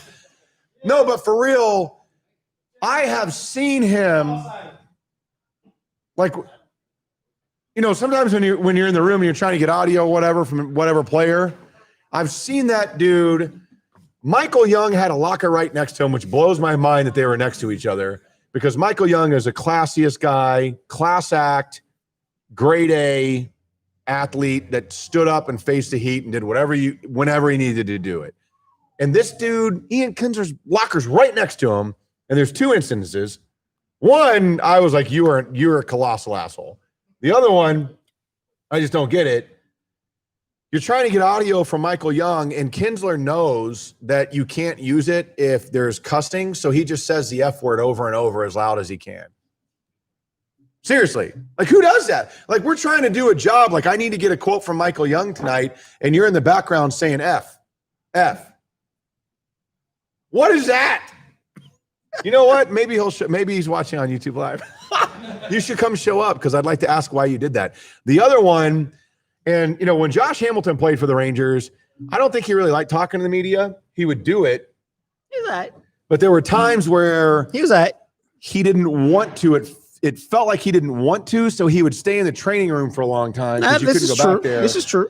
And then he would kind of come out, and if you were still hanging around, and you're like, "Oh my God, dude! Like I want to go home tonight," and it'd be like 45 minutes, an hour after the game ended, Josh Hamilton would finally come out of the trainer's room, and I remember one night while everybody was waiting, some intern that worked, I can't remember what station he was with. He was like, all right, well, I'm like, because Kinsler was sitting in his locker. He's like, I'm gonna go talk to him. And we all looked at him. And he walks up and I've never, like, why would the stuff, he just ripped them. Like he literally is like, why are you coming over here, man? Like, blah, blah, F this. And like, oh, you want to talk to me about what? And I'll never forget that because I've never, ever seen an athlete respond to somebody that way for trying to do their job. And it blew my mind. And it sucked because I loved Ian Kinsler. And then I was around him and but my brother works at Marido and Kinsler's a member there. And he says Kinsler's a really nice guy. So I'm like, I don't know. Is he nice if he's not a baseball player? I don't know. But I'm just saying. All right, fair And enough. that's a true story. Fair enough. I like that story. But I will say that, like, because you're decked out in Stars gear, man. Stars, like, I did radio for the Stars for a couple of years doing the pre and post game show. And other than Ribeiro, like everybody, Let me tell you how cool the Stars were. they are just When I got really to good people, man. when I got to be a columnist, 2007, I think.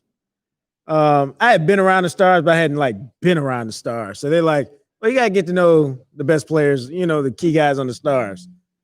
So I call the stars. I go, hey, I need to kind of talk to Brendan Morrow and Turco.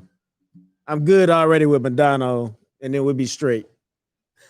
And so they call me back and they go, okay, it's cool. They've got an off day coming up soon. Brendan will meet you for coffee at Starbucks in Highland Park Village. Ooh, fancy. And I go, okay. And I went over there, and Brendan shows up, and we talked for like 45 minutes about this, that, and the other thing. He's a really good dude. And he was as good as could be. Yeah. And that conversation paid off because I went to the Olympics in 2010. It's Team Canada's playing for the gold cup or the gold medal against probably the Ruskies. And I think, if I remember correctly, Morrow does what Morrow does. He's standing in front of the net, puts a puck in, they win 3-2 or 2-1. But in the Olympics, they got this mixed zone thing. Just all the athletes run by. And if you catch them, you catch them. If you don't, you don't. And so I'm down there and I see Morrow walking past. He's up and said, Dan, I go, Brendan.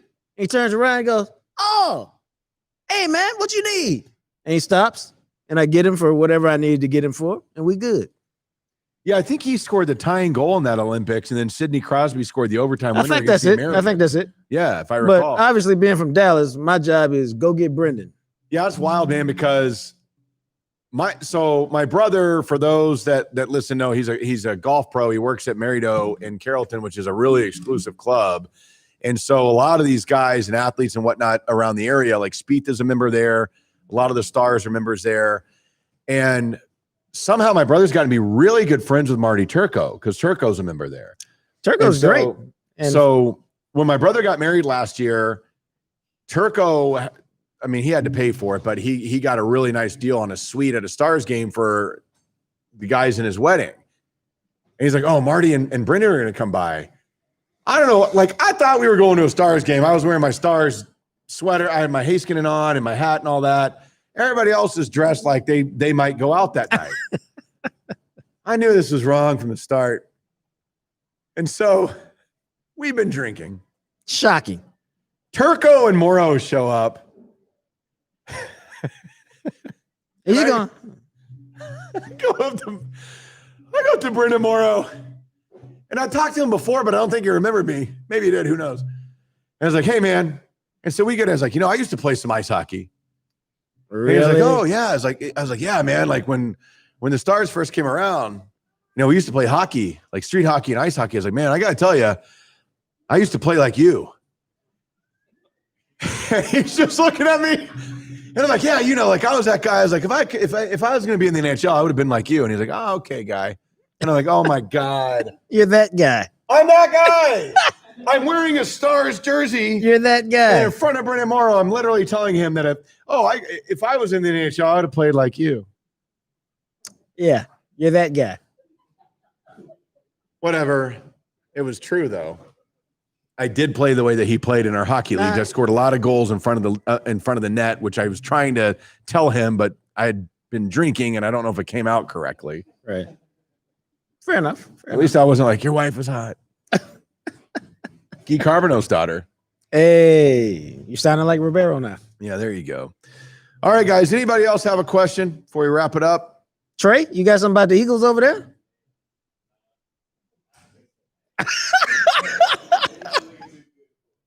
Yes. You got it. What is it?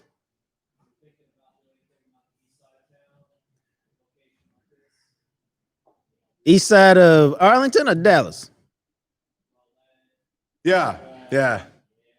Sting them. I don't know. Sting them. That's all right. What do you? No, yeah, we've got. I think DeSoto owns Rockwall.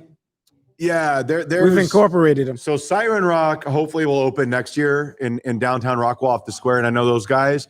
So I've talked to them, about maybe having us out over in that side of town once they get going. Hemisphere is a little small, and they don't really have the space, So, but yeah, we definitely. I know some people that are in the beer industry over on that side of town, so we're going to do something over there. We are trying to do we want to do something where it's accessible. Like I know one of the guys that runs Three Nations is a good buddy of mine, And we're going to do something at Three Nations in Carrollton, probably in 2021 early on. And then we're going to try to get to one in Fort Worth. And that way, kind of pockets, hopefully once a month, and then maybe we can find some place that we're at a little bit more regular, but something like that where it's a little bit more accessible for whatever pocket of the Metroplex that you live in. What was the other question? We do. We have shirts.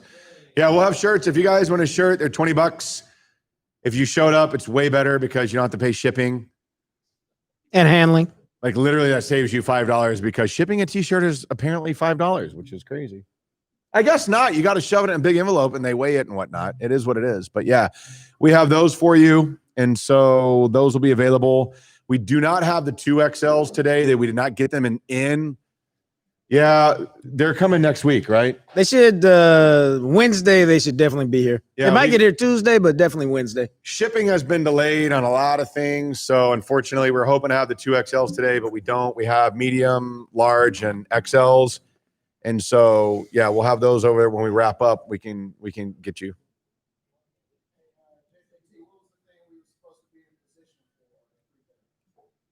The beer. We got one more. See, we got to get Greg to do this. Our legal draft, the JaM session beer. You can one-off it. That's what False Idol did. They do a lot of one-offs. So the beer that False Idol did for us, with our picture on the can, that JaM session IPA, which is really good. So we have another, if you guys, we got to figure out how to award that to someone. Well, Matt hosts a trivia show every Wednesday. Don't you have some JaM session trivia?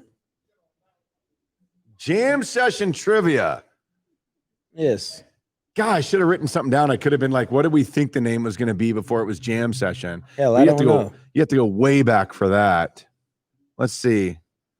See if I can come up with something that makes sense.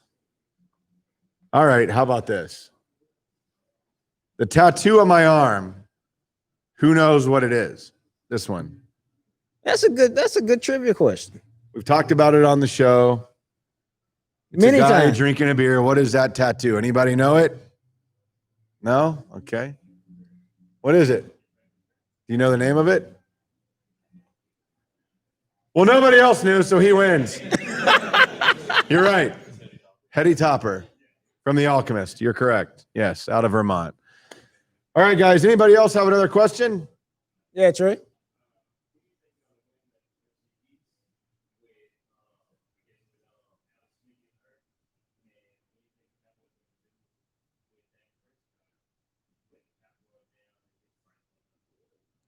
I don't think anybody wants to win the NFC East. Anybody's fan base wants to win the NFC East. Now the players want to win. I think Washington's going to win it. Yeah. Because to me, their defense is the reason why they win. Like last week, they didn't score an offensive touchdown, but they still had 2 defensive touchdowns. And Colt McCoy's playing for the Giants.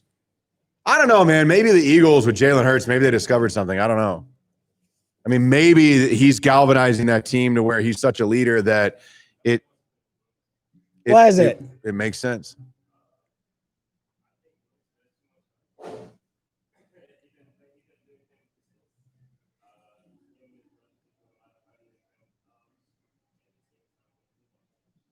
Yeah, could be. I mean, they don't seem to want to ride for him. I think Dak will get done. Of course, I thought that last year. I just don't see how they can have that cap hit. But I thought that last year. I mean, to me, because you could do, like, even if you bend over and you give him the 4-year deal, you could structure it to where because he would know you're going to get all 4 years. And then you could backload the second, like the 3rd and 4th year when the new TV contract comes in. And I mean, they could pay him $55 million in the 4th year if they wanted, if it offset the front year to drop the price from 37.7 to 27.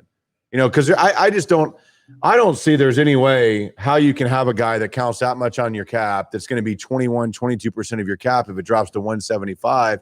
It just doesn't make any sense to me. Nope. And that's why I think that's the thing, though, with the Cowboys, man. How stuck are they on the 5-year deal? Or are they willing to say, because of the unique situation of what happens with the cap this year, that the cap's going to drop. We can't have you making this much money. We want you around. Fine. You want 4 years, whatever, and let's backload it. Because 4 years from now, once the new TV money comes in, the pandemic is done. I mean, who knows? The cap could be 220, 230, whatever it's going to be, maybe even higher than that. Because some of the TV deals they're talking about, that would kick in by then would be insane.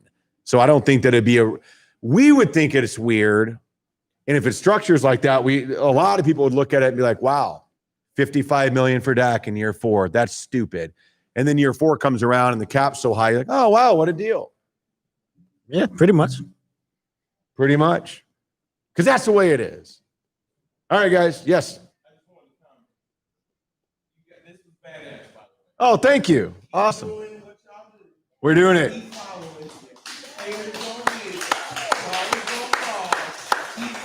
Awesome. Thank you. Pretty much. I appreciate that. Yeah. So, all right. If you guys want a t-shirt, we'll get you taken care of. And then we'll let you know on our social media. But like I said, I've got some stuff with breweries in the works for early next year in different pockets of the city. If you can make it out again, cool. If not, no worries.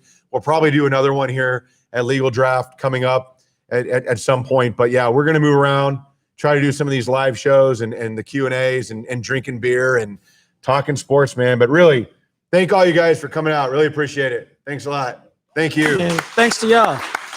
All right, guys. That's it. There it is.